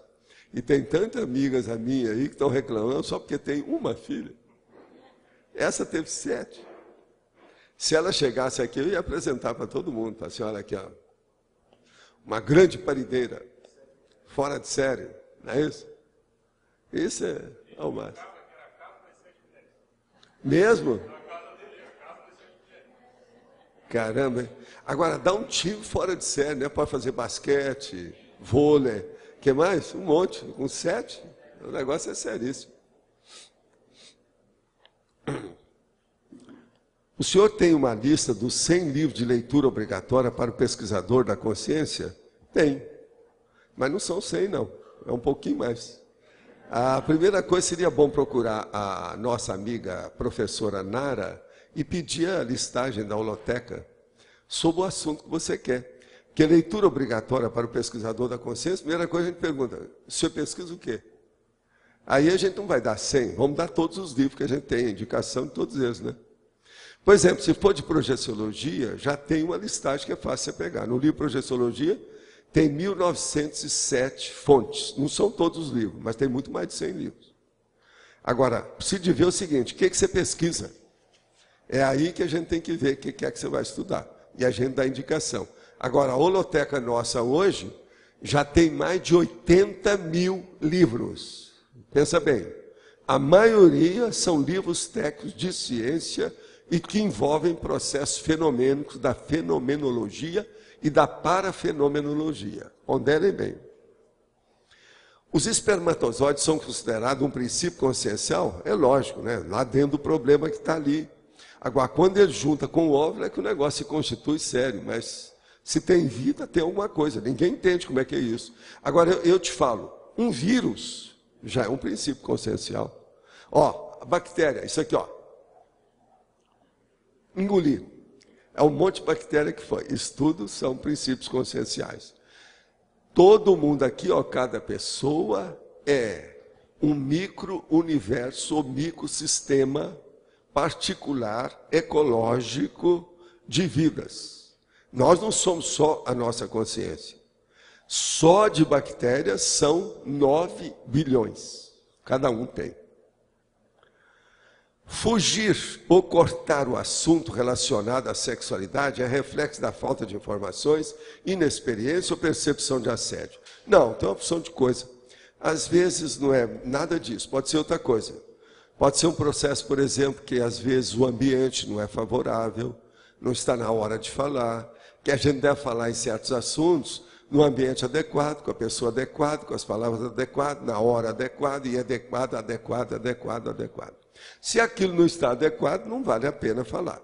Uma outra coisa, às vezes também a pessoa não quer falar, devido a não querer criar constrangimento em certas pessoas presentes. A gente tem que dar um desconto nisso, as coisas são muito complexas, não são assim tão fáceis. Agora, se o negócio é sempre tirar o corpo fora, mostra que a pessoa tem um recalque qualquer. Aí é um recalque psicológico, ou de emoção, ou psicossomático, alguma coisa. Percebo em várias situações pessoas doentes ou docentes ou não, sem ampliar o tema. Pode ser também reflexo da patologia mundial sobre o tema? Às vezes mas às vezes o processo é o seguinte, docente, às vezes, ele só fala aquilo que às vezes interessa para ele. Realmente, eu, por exemplo, eu sou da turma que é do percentual pequeno de professores. Eu sou dos professores que falam tudo na cara. A maioria dos professores não são assim. Quem é aqui que estuda, que conhece professores e professor que não fala na cara? Tem gente? Levanta a mão. Olha lá. Que não fala na cara. Eu, por exemplo, não sou dos professores que falam na cara ou não? Sou ou não sou? Levanta a mão. Quem acha que eu sou assim? Aí. Então, por aí, então, vocês estão vendo que a gente vê que o docente, o professor, ele tem uma série de inibições. A gente tem que levar isso em consideração. Vocês não estão vendo o que o Eduardo Said está falando desse? O Bloom, que é um homem, é um gênio esse Bloom, em matéria de processo de literatura e crítica literária. Mas veja, ele também, ele não gosta de enfrentar pergunta, refutação, ele não discute as coisas, ele tira o corpo fora, nas conferências, em todo o trabalho dele. Como é que é possível? Você quer falar? A sua boca. Bom, eu queria saber em relação do Tantra, principalmente o Tantra tibetano. Eles têm várias técnicas de direcionamento, no momento do orgasmo, principalmente o orgasmo masculino, de direcionamento daquelas energias, até mesmo de retração. Isso tudo aí funciona. Tudo funciona. Agora, né? precisa ter cuidado com o processo de assédio extrafísico, íncubus e súcubo, e ver com quem que a pessoa está agindo. Agora, isso tudo funciona. Eu já usava, sem conhecer nada de Tantra para valer, desde a minha mocidade eu já indicava isso. Inclusive, tem uma pessoa que a gente tirou do buraco por causa da situação. A situação está precária com aquela pessoa. Por quê? Havia uma consciência que ele não esquecia de modo algum. E chegou, e ela tinha morrido. E chegou uma pessoa que tinha que casar. Então eu indiquei para ele ter relação com a nova moça, a noiva dele, e pensar na outra e mostrar a ela a situação, para dar um impacto. Melhorou tudo. A partir daquele dia, ele melhorou. Agora, o que se passa? Não era a consciência que estava fazendo assédio, não. Era ele que estava auto-assediado. Então ele estava inibido. Aquilo que acontece no cinema, nesses filmes românticos, que o cara não pode esquecer nunca. Então, o filme americano nunca esquece que a pessoa morreu. E outra coisa também, se ela morreu na mesma hora, I'm sorry, faz aquela cara. Isso sempre faz. Todos os filmes são assim, né? Então, aqui não é um padrão que eles têm do americano. Entendeu? Então, isso aí funciona. Agora, o processo do orientalismo é que eles não vê o processo de assédio. A hora que não vê, está tudo no buraco. Não se pode confiar em nada, não põe a mão nessa cumbuca. Por isso que eles se retiravam do mundo para fazer isso. É um perigo. E qual que era a técnica que, no caso, você A usava? técnica mais séria que tem é a pessoa exteriorizar a energia No momento e do orgasmo. examinar o processo. Agora você está falando de homem, não é? Isso. Então, preciso de usar uma técnica que eu tenho. Você já viu uma técnica que eu tenho, não? Não. Se não me engano, está até lá no 700 Experimentos, eu falo nela também. Que é o problema da aura peniana. Ah, tá. Você já viu? Já. Tem que olhar aquilo lá. Então, o homem tem que seguir o que a gente está falando lá. Como é que faz? Aura peniana. Por exemplo, eu garanto que aqui tem gente, homens, rapazes, etc., que nunca viu a aura do próprio pênis. Chato, né? E olha, tem certas horas que o pênis, que é desse tamanhozinho no homem, vai ficar desse tamanho por causa da aura. A aura fica enorme. Você está entendendo? Mas eles não veem. Tem gente que não vê. Agora, gente, a coisa mais lógica. Pensa bem, numa hora de ereção, o sexo chakra do homem, aonde tem testosterona, que vai haver ejaculação. Onde é que vai ter mais energia do que isso naquela hora? Não tem outro lugar. Pensem. Então, o processo da técnica da aura peniana, eu já falo isso faz 50 anos, que eu já explico essas É porque coisas. eles ensinam nisso, direcionar essa energia do momento do orgasmo para o coronochakra. Agora, o problema aquele todo é o processo de seguinte, expansão, para né? ajudar a pessoa, a melhor coisa que tem é o holo-orgasmo, grandão. Pois é, isso que eu ia perguntar em seguida. Esse aqui era é o esse. máximo, esse aí. Mas Tem relação? esse aí precisa ter gabarito, precisa ter gente, o negócio não é fácil. Não é Precisa só- ter muito entrosamento, não é para qualquer um, não. O holo-orgasmo não é só Kundalini, Não, é todo o holochakra. não, eu pego o holochakra e a pessoa vê aquilo. Agora, a impulsão, a potencialização do processo de energia dentro do holo-orgasmo é um absurdo. Não pode comparar com o maior orgasmo que a pessoa tenha na vida dela, nunca vai poder comparar com aquilo. É o ligante. Devido ao processo, o negócio é maior. Então é muito mais sério do que a gente pensa. Agora, preciso de lembrar sempre, antes de tudo, em matéria de todo tipo de sexualidade, é o problema da heteroassedialidade no sexo. Isso aí no orientalismo, eu nunca levo em consideração nada, porque eles não entendem nada disso. Né? Pensar nessa profilaxia. Por isso tem tanta gente doida e tudo perturbado, esse negócio todo. É, o orientalista está cheio. Olha lá o caso lá, a Índia, por exemplo, Tá cheio. a bovinolatria, as loucuras. Está cheio disso, não é isso?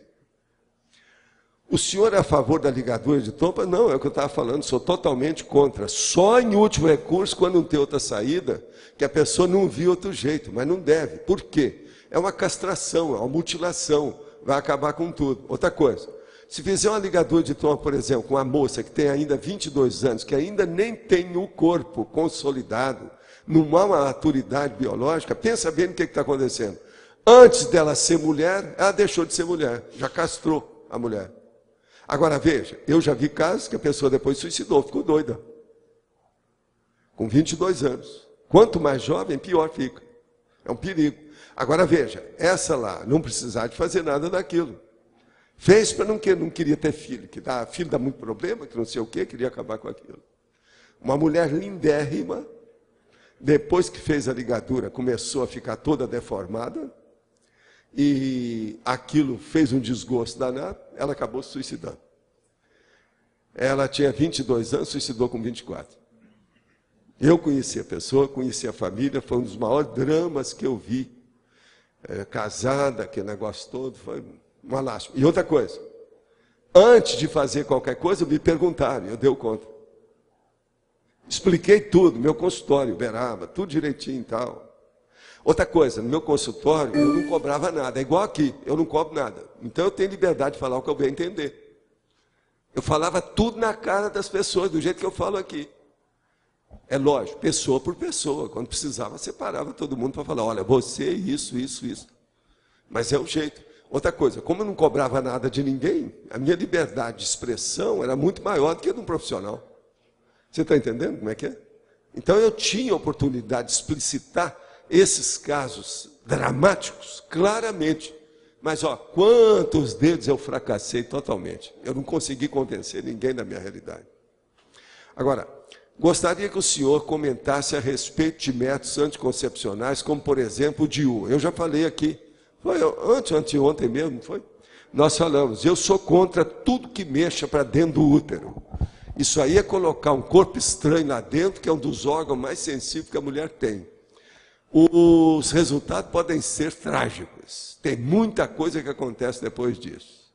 Tudo quanto é tipo de tumor, de formação, diabo e tal. E eu comecei a estudar isso muito cedo, porque eu acompanhei os negócios, que a primeira experiência que fizeram no Brasil com o DIU foi com o povo, principalmente do Mato Grosso, que eram índios. E as índias, a maioria morreram. Por favor. Vocês querem? Tem. Tá. É o trio parada frutificante. Pessoal, nós vamos falar sobre o tertuliário aqui para vocês. Eu queria falar um pouquinho sobre o programa Amigos da Enciclopédia, que é esse programa de suporte à enciclopédia, ao tertuliário, ao holociclo e à holoteca. E hoje eu queria destinar essas palavras aqui aos teletertulianos que estão nos assistindo. Vocês podem ajudar o programa, a enciclopédia, através de doações mensais de R$ 60 por mês. Quem está entrando aí no site agora pela primeira vez, esse programa surgiu em 2004, tá? Então já são 4 anos de suporte à enciclopédia, e agora, com a inauguração do tertuliário, nós estamos expandindo essa demanda, e aí então temos essa meta de alcançar os 400 amigos da enciclopédia. Os 400 amigos, eles vão, na verdade, assim, esse número é um número que possibilitará um certo conforto para que as ICs não se preocupem com o orçamento da holociclo, da holoteca e do tertuliário. Ou seja, o nosso grupo, nós iremos bancar todas as despesas das tertúlias, questão de papéis, a própria luz, ar-condicionado. Nós seremos, digamos assim, os tutores, né, de todo esse projeto, dessa locomotiva que é a Enciclopédia da Conscienciologia. Então fica aqui o nosso pedido para quem puder, quem tiver condições de ajudar com R$ 60 por mês, durante um ano, vai estar contribuindo demais com esse projeto. Quem não puder, quiser se juntar em 2, por exemplo, e fazer R$ 30 cada um, uma cota, também é possível. Então, essa é um pedido nosso aí, e a gente passa a palavra aqui para o César, agora para falar do tertuliário.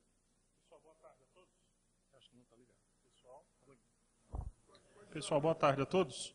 É só para avisar, as pessoas têm perguntado em relação à inauguração do tertuliário, e ela então está confirmada para o dia 30 de novembro, que é o final desse mês de novembro próximo. Inclusive os teletertulianos que quiserem se programar para viajar, pode vir nessa data.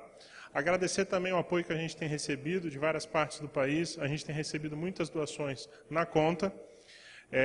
Inclusive, nós gostaríamos de fazer um convite para as pessoas que estão assistindo, as pessoas aqui de Foz também. Nós temos um déficit ainda para fechar as obras de aproximadamente R$ 150 mil. A gente tem falado reiteradamente nas tertúlias e nós gostaríamos de fazer um convite para as pessoas que tiverem condições de doar aproximadamente um montante de R$ 10 mil, que seria 15 cotas, que é o que a gente está estabelecendo. Isso ajudaria muito a gente ficar mais tranquilo, poder terminar essa obra com tranquilidade. É claro que a pessoa que não puder doar esse valor, ela não deve se sentir inibida, pode doar um valor inferior a esse, mas a gente está propondo isso porque a gente sabe que tem várias pessoas que estão aguardando o momento-chave, tipo assim, se faltar dinheiro eu vou doar, né? E agora é a hora, né? Não há dúvida, o momento é agora, nós estamos na reta final, as obras não vão paralisar, e vai ser inaugurado dia 30 de novembro, e a gente está, então, na verdade, assumindo um compromisso, um fluxo de pagamento, sem ter o dinheiro em caixa ainda, todo. Então, esse é o apelo que a gente gostaria de fazer para quem está assistindo aqui, quem está assistindo em casa também. Um outro dado importante de ser falado sobre tertuliário é o convite para o curso especial que vai haver do professor Valdo, e dia 27 e 28 de dezembro, curso avançado da TENEPS. Na verdade, vai ser uma semana dedicada a esse tema. E esse curso do professor Valdo, os recursos também são pró-tertuliário. Essa é uma outra maneira da pessoa ajudar. O valor do curso é R$ 300 só até o final desse mês de outubro. Então, quem está se preparando para vir para cá, vale a pena se organizar e pode, inclusive, incluir o fórum avançar, um fórum que vai haver alguns dias antes, 3 dias antes, e também um acoplamentário. Sim. Queria falar alguma coisa? Então, gente, é isso aí. E queremos fazer também um convite aqui ao pessoal da Tertúlia. Quem não teve a oportunidade de visitar o Tertuliário, dê uma passadinha lá, principalmente o local onde o professor Valdo vai dar a Tertúlia. Cheguem lá, dentro do Tertuliário, parem embaixo, na cúpula, assim, embaixo da cúpula, e olhem para cima e percebam as energias. É um convite que a gente faz, tá bom? Gente, só lembrando, amanhã, domingo, nós vamos ter o segundo mutirão, tá, dos amigos da enciclopédia aqui na holoteca. E um recado aqui para quem mexe com informática, se puder nos ajudar, nós estamos precisando de um servidor, tá, aqui para o Holociclo e para a holoteca. Então, eu não entendo de configuração, quem entende aí, que quiser procurar a gente para conversar, eu tenho escrito aqui qual que são os parâmetros necessários para atender a demanda aqui do Holociclo, da holoteca e do Tertuliário. Obrigado.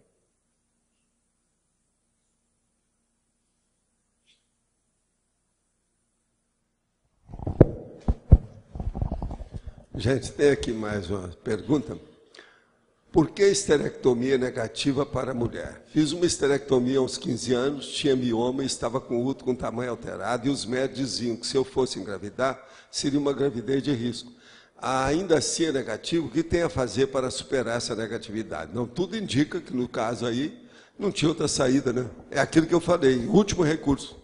Sendo o último recurso, não tem nada. Vai em frente, se faz 15 anos, está tudo bem? Não tem mais nada. Supondo o caso de um filho biológico descobrir que o pai biológico doador de banco de esperma, perante a cosmoética, esse homem deveria assumir as responsabilidades inerentes da paternidade, por exemplo, criação, educação, sustentabilidade financeira. E mesmo se as pessoas não se conhecerem, como fica o comprometimento do grupo kármico? O saldo poderia ser positivo ou negativo, a depender da intenção do doador? Só pode ser. Agora, ó, companheiro, se você está nessa, é melhor ajudar, tá? Tem um negócio que chama interassistencialidade. Eu não sei, né, se o caso é dele, né, pessoal, a gente nunca sabe, que não está falando nada aqui. Agora, ó, a gente deve ajudar os outros em qualquer situação, mas numa situação tão complexa e tão íntima, igual essa, negócio de esperma é um negócio super íntimo, até de homem, né? Eu acho que era o caso de ajudar mais, né? Vamos dar um jeito, se for o caso, ajudar. O que vocês acham? Não tem lógica isso? Até um certo ponto, a intimidade da estrutura da própria pessoa, é um negócio sério, deve ponderar isso. Poderia explicar melhor a situação do pai com o nascimento somente de filhas? Eu tenho 3 filhas, sendo 2 planejadas e a terceira veio de carona. Oba! Ou seja, 1 ano e meio depois. Isso mostra que o problema é seu, não é da sua patroa. O problema todo é esse, não é da mamãe. Agora, só tem uma pergunta aí para a gente ver. Você tem outros filhos machos? Se tiver 4, então o negócio já está contrabalançado. 4 filhos e 3 filhas. As filhas dizem respeito sempre ao pai. Os filhos dizem respeito mais à mãe. Agora, nesse caso aqui, 3 filhos. E a terceira veio de cambulhada, isso mostra que a culpa do cartório é o rabo preso, óleo biográfico, é seu. Não há dúvida, mas está na cara. Então, ó, vamos ajudar esses filhos, fazer tudo, essas filhas, tudo que puder, ter muito carinho, se dedicar, ser um pai exemplar. Esse é o caminho para a gente limpar o caminho. Gente, eu quero dizer para vocês que hoje você sabe que não vai ter eleição. Amanhã vai ser banco de leite humano. Então é um problema para... Primeiro apareceu o homem, amanhã já vai aparecer a mulher. É um processo de equilíbrio. Então é a mulher que vai terminar bem os 1000 verbetes. Eu acho que com isso eu me senti satisfeito. Foi por isso que eu dei aquela sugestão indireta sobre esperma. Aí o negócio veio cedo. Você está entendendo? Que a mulher é que vai fechar. E viva a mulher. Eu sou favorável. Eu aqui não vou dar viva para muito homem, não. Eu gosto mais de dar viva para a mulher. Eu não sei porquê, mas eu sou assim. É uma coisa natural comigo. Entende? Agora, quero dizer outra coisa. Amanhã nós vamos trazer 20 verbetes novos. há muito tempo que nós não temos isso na Tercúlia. Eu acho que há alguns anos já. Que a gente não tem 20 verbetes de uma vez, não. Eu sempre tenho um traz de 10 e 10. Agora, 20 de uma vez já faz pelo menos alguns meses, que eu acho. Não é isso? E esses são dos novos, não é coisa que está guardada nem nada, é coisa que foi elaborado recentemente, de redação. Eu tenho exatamente guardado para trazer além dos 1000, 110 a mais prontos. Nós vamos trazer amanhã 20 dos novos, para fazer aquela seriação. E todo domingo nós não vamos mais escolher, não, é vocês mesmos que vão escolher. Então, dia e noite, vai ter a democracia, eleição demográfica, ou democrática, consecutiva, tá certo? Agora, você queria falar alguma coisa? O que é?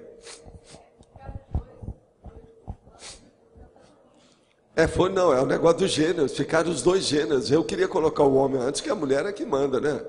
E outra coisa, amanhã que vai ter bolo, boca livre. Por sinal, não sei se o Lógico está sabendo disso, precisa de falar com ele. Tá, né? Cília, faz favor. Eu tenho uma curiosidade, professor Valdo. A partir de quando o senhor entrou no Espiritismo, o senhor começou com as lembranças do Zéfiro? Eu tive o processo do Zéfiro, o seguinte, deixa eu te explicar. Quando eu tinha 3 anos, eu comecei a ter as lembranças de vidas, principalmente de antes de eu nascer. Por causa da minha mãe e do meu pai, porque eu tive muito tempo junto com eles, porque estavam separados. Então, o que eu fiz, por exemplo, na minha condição de Zéfiro, para segurar meu pai de não se envolver nas loucuras da Serra Pelada, que era lá, não está no gibi. Agora, ele passou a separar da minha mãe exatamente 12 anos. 11 anos, por aí. Porque a minha irmã, ela é mais velha do que eu, 12 anos. Ela nasceu primeiro. Agora, então, veja bem. Ao passo que eu fui desenvolvendo com aquilo, entre os 5 e 6 anos, me colocaram no centro espírita para ter as aulas de moral cristã. Eu comecei a ler os livros todos. Aí o meu pai e minha mãe compraram os livros todos de Allan Kardec. Tinha todos os livros principais em casa, os 5 grandes, aquele negócio todo. E aquilo, então, como eu lia tudo que passava na minha mão, desde revista, jornal, legenda, tudo, eu comecei a ler os livros espíritas todos. Aí, na questão de me envolver com as coisas lá para ver Allan Kardec, eu vi que tinha o espírito do Zéfiro. Desde então que eu comecei a mexer com aquilo, eu sintonizei com o negócio. Depois, nas minhas projeções, eu comecei a ter retrocognição do negócio grande. Encontrei com vários dos meus amigos que me ajudaram durante o período que eu estive, com a situação toda. Aí, eu vi aquilo uma coisa séria. Chegou, então, uma certa hora, que eu já estava em Uberaba, quando apareceu um médium, que estava vendo o povo lá, e eles queriam mostrar para várias pessoas, ele estava ajudando os outros, não sei o que é. Ele era clarividente também. Ele então chegou para mim e pediu para ler minha mão. Ele sempre pedia para ler a mão esquerda. Você sabe que tem médium desses que gostam, que às vezes é quiromante, faz opção de coisa. Esse então foi olhar minha mão, mas ele era espírita mesmo, conhecia tudo sobre Allan Kardec. Olhou, examinou a coisa toda e falou assim, olha, eu preciso falar com ele aqui em particular. Aí nós fomos uma sala separada, ele virou para mim assim, ó, você foi o Zéfiro de Allan Kardec. Eu estou lendo aqui. Você sabia disso? Eu falei assim, sei. Agora, você não pode falar essas coisas. Esse povo te crucifica que você falar uma coisa dessa aqui. Aquilo então confirmou para mim claramente, eu nunca tinha falado isso para ninguém até aquele momento. Você está entendendo? Sim. Agora, quando eu fui encontrar com o Chico, o Emmanuel já tinha falado para ele que eu era o Zéfiro. O Chico já sabia quem eu era. Uma das coisas que ele queria falar comigo era justamente isso. Por quê? O Chico pensava assim, se eu era do povo de Allan Kardec, poderia ajudar agora o movimento espírita com ele, que estava na liderança das coisas, com a federação, tudo isso. Foi por isso que aconteceu o negócio do Zéfiro. Agora, ele sabia também, no caso do Emmanuel, que ele tinha sido a minha mãe, e eu tinha sido filho dele. E isso algumas dezenas de anos, pouco, recente. Isso foi depois do Zéfiro. Você está entendendo como é que é? Agora, recente, é uma vida curta que eu tive. E ele também teve uma vida que não durou muito tempo. Depois ele renasceu. Ele renasceu logo em seguida, quase que foi imediato. para dar as coisas dele. Eu não, eu ainda demorei ainda. Você está entendendo? Sim. Agora, o problema todo do Zéfiro, que eu acho é o seguinte, vamos supor que não seja eu vou analisar a situação. Se o cara chega para você e fala assim, ó, eu fui o Zéfiro, quem é que foi o Zéfiro? Ele era um espírito familiar. O espírito familiar, ele pode ter sido bom, pode ter sido mais ou menos, pode ter sido tanto faz como tanto fez. Você está entendendo como é que é? Ele não era espírito superior, mas ele pelo menos se comunicava. Ele sabia disso. Agora veja, eu estudei isso tudo e vi que era mais ou menos as coisas que eu fazia. Mas com o tempo eu comecei a ter retrocognição do que era o Zéfiro antes. Eu vi quando é que eu comecei a ter esse nome. Não foi naquela vida. Não foi no século XIX. Você está entendendo? Foi muito antes. E eu já sabia daquilo. Agora veja, o próprio Allan Kardec, falaram para ele que tinha sido Allan Kardec. Ele era Leon Hippolyte Denisard Rivail. Não tinha nada que ver. Allan Kardec era um pseudônimo. Por quê? Ele tinha sido o cara lá dos druidas, ou druidas, você está entendendo? O druidismo. E ele tinha sido aquilo. Então, por exemplo, o meu caso foi mais ou menos isso aí. Você está entendendo? Mas há muito tempo. Coisa muito antiga. Então, por isso é que eu comecei a me manifestar com Zé, porque é uma palavra só, mais fácil, aquele negócio todo.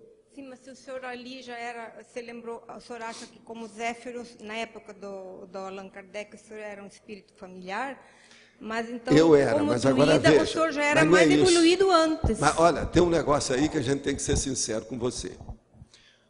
Um espírito, presta atenção, ou uma consciência lúcida, se ela tem lucidez e cosmoética, ela jamais vai se apresentar como espírito superior. É lógico, né? Então ele vai apresentar sempre como? Um espírito familiar. Não, eu sou seu amigo. Ih, nós somos amigos, olha.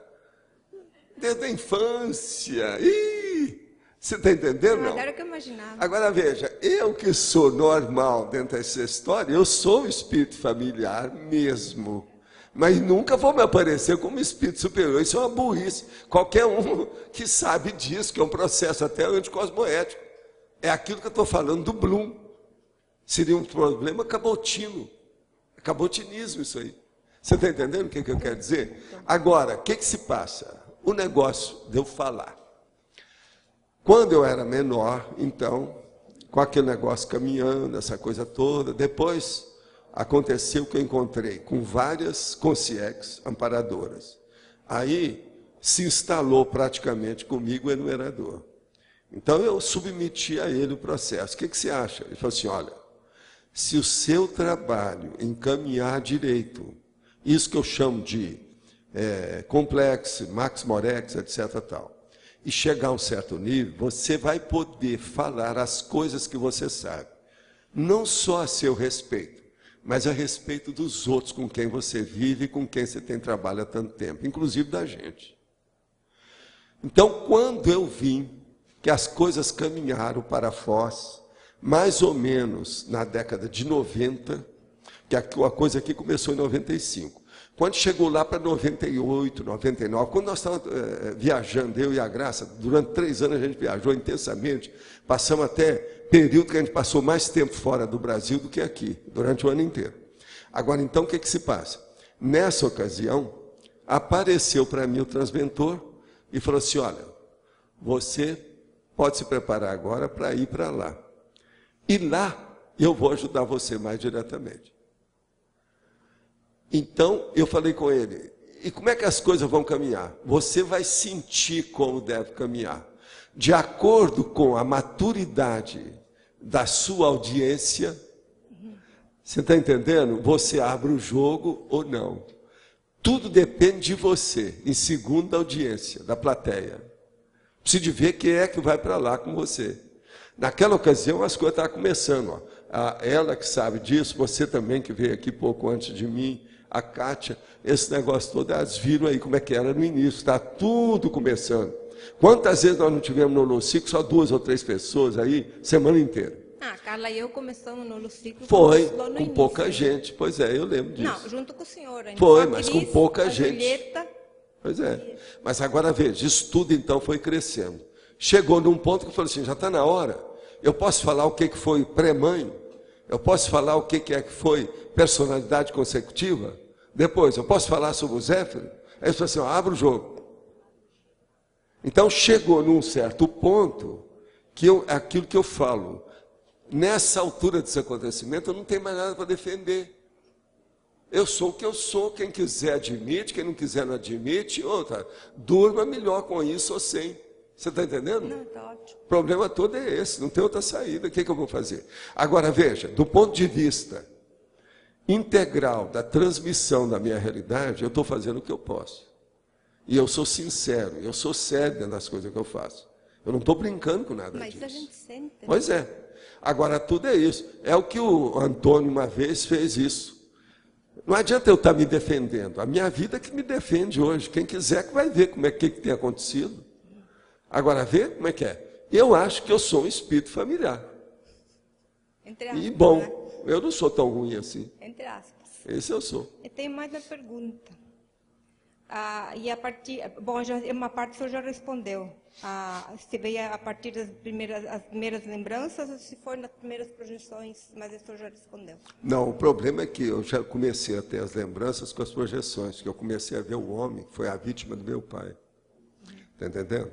Isso foi antes de ter a projeção grande que todo mundo viu que eu tive. Aquilo foi muito antes dos 9 anos. Eu comecei as coisas muito cedo. Tá. Agora, o melhor da história é que nada disso me perturbava. Eu nunca chorei por causa disso. Não é esquisito? Você sabe que uma das coisas que os médicos me perguntavam era isso. Você chorou para desenvolver a mediunidade? Eu falei assim, eu não lembro. Não lembro.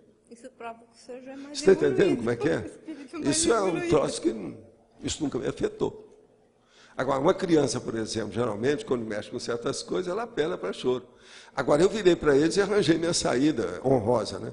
Falei assim, não, é porque eu tive um parto laborioso, racharam a minha cabeça, eu chorei durante os 11 primeiros meses. Minha mãe falava sempre isso. Então, eu esgotei tudo quanto é lágrima, não tinha mais. É isso que eu explicava. Em parte, pode ter sido isso, em parte também, né? Pode ser, sim. Porque eu nunca fui de chorar para nada. Eu tinha mais uma pergunta. O senhor falou que os filhos homens têm mais relação com a mãe e os filhos, a mulher com o pai. Em que sentido? O problema todo é o seguinte. Geralmente, a mulher era derrubadora de homens. Então, vem um monte de homem que são os ex-amantes dela. Eu não entendi. A derrubadora? Derrubadora de homem. Preciso explicar mais para você? Não, Quer que eu não fale? Em tinha entendido a alemão? palavra. Agora escuta. É que eu tenho 3 filhos.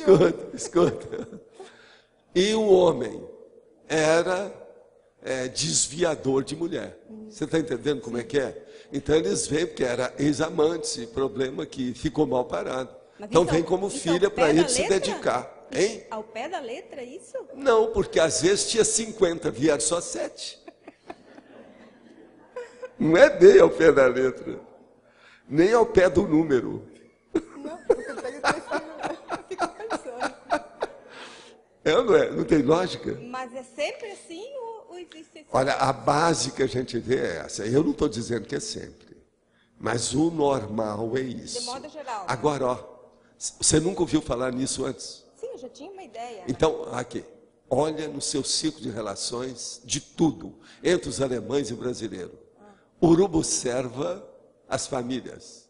Vê se eu tenho razão. Isso eu faço. Mas Você eu vai não ver tenho que uma- 9 entre 10 casos, você vai me dar razão. Não, 9 entre 10 casos.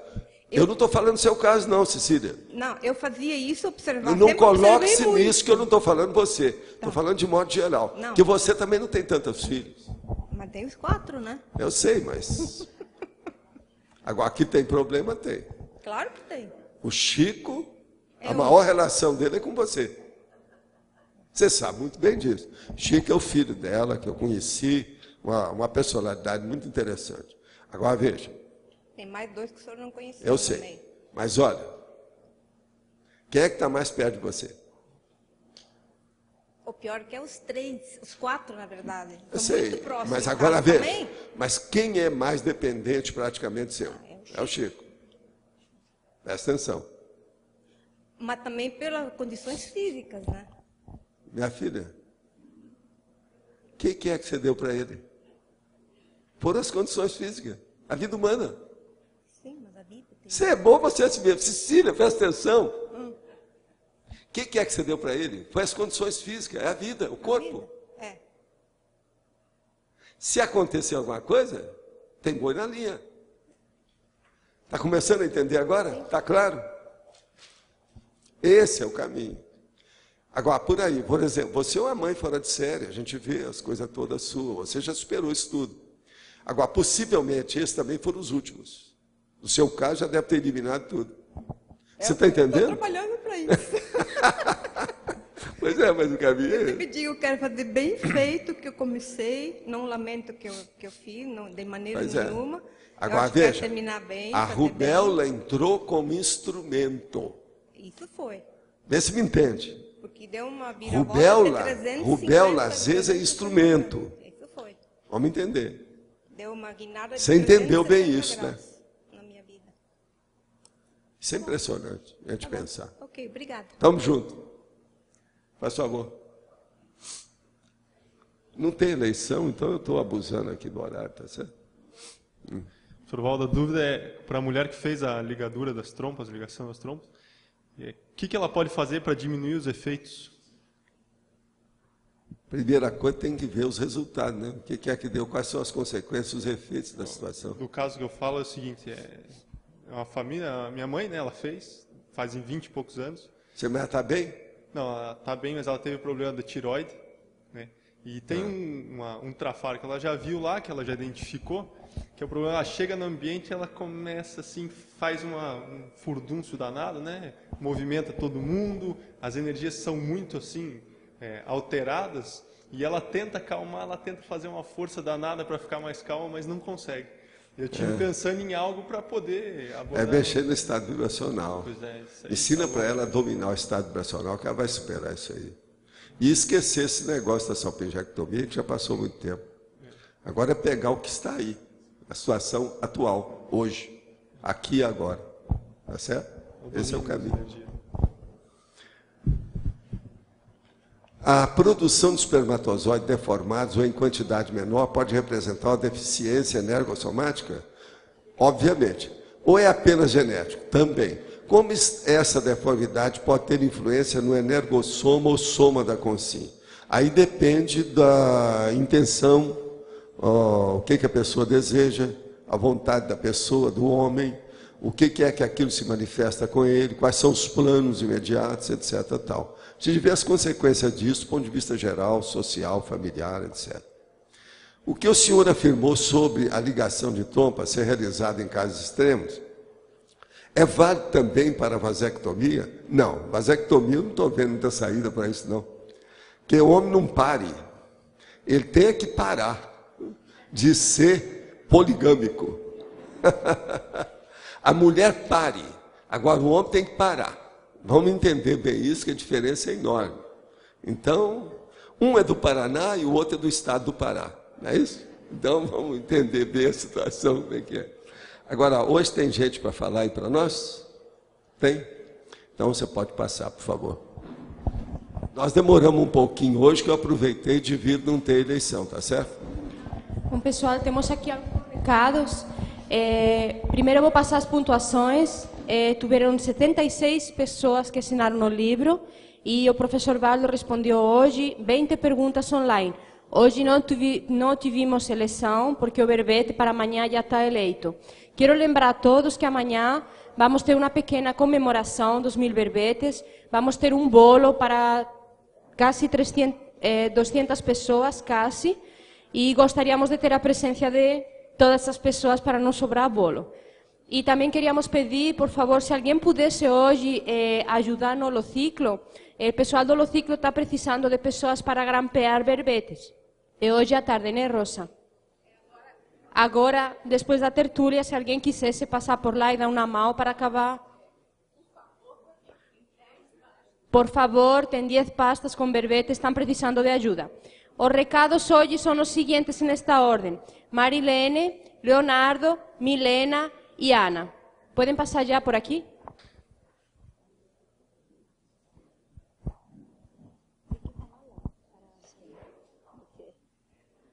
Olá, pessoal, boa tarde. A gente está lembrando vocês que hoje à noite tem uma parceria do discernimento com o Colégio Invisível da Cosmoética e da Conviviologia.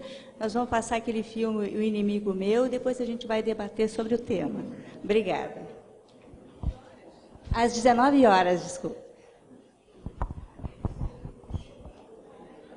Pessoal, vim convidar vocês aqui para participar do Consim Cobaia Voluntária, que vai ser dia 1º a 2 de novembro, né? De 9 às 12 horas da manhã e de 15 horas às 18 horas. O valor da inscrição é R$ 150. Se tiver interesse, pode procurar a gente lá na Consul.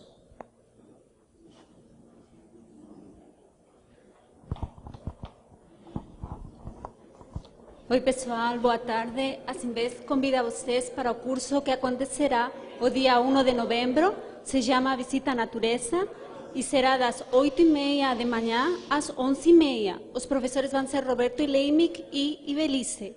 Vamos fazer uma psicometria do ambiente, vamos passar por onde se vai construir o cenário e também o laboratório de biometria e vamos a recorrer, assim, fazer um recorrido para conhecer assim todas as partes do campus de Asimbexis, ok?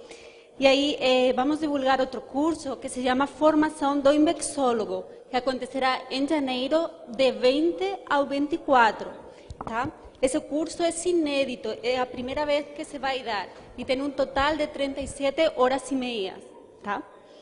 E o objetivo deste curso é aprofundar sobre a temática da inversão existencial. Muito obrigada. Pessoal, hoje às 15h30 tem entrevista com o professor Hernande Leite pela conferência online da Apex. Quem tiver interesse em participar, pode entrar no site da Apex, fazer um download de um programinha e ali vocês têm acesso à entrevista ao vivo. Vocês podem fazer perguntas, enfim. O tema é autonomia financeira. Hoje às 15h30. Obrigada. Gente, eu queria reforçar o pedido aí. Quem puder ficar agora para grampear, nós temos 10 pastas com 10 verbetes novos para completar os 20 verbetes que serão lidos amanhã. E é importante, porque a dinâmica que o professor Valdo utiliza é assim, sempre quando ele coloca os 20 verbetes, os verbetes já estão grampeados. Então, a gente está em defasagem. Então, quem puder ajudar ali a gente vai grampear ali no holociclo, ali onde a gente faz o fichamento, já está tudo arrumado ali para a gente fazer. Tá bom? Então, quem puder grampear, que seja metade de uma pasta ou uma pasta, já ajuda muito. Tá?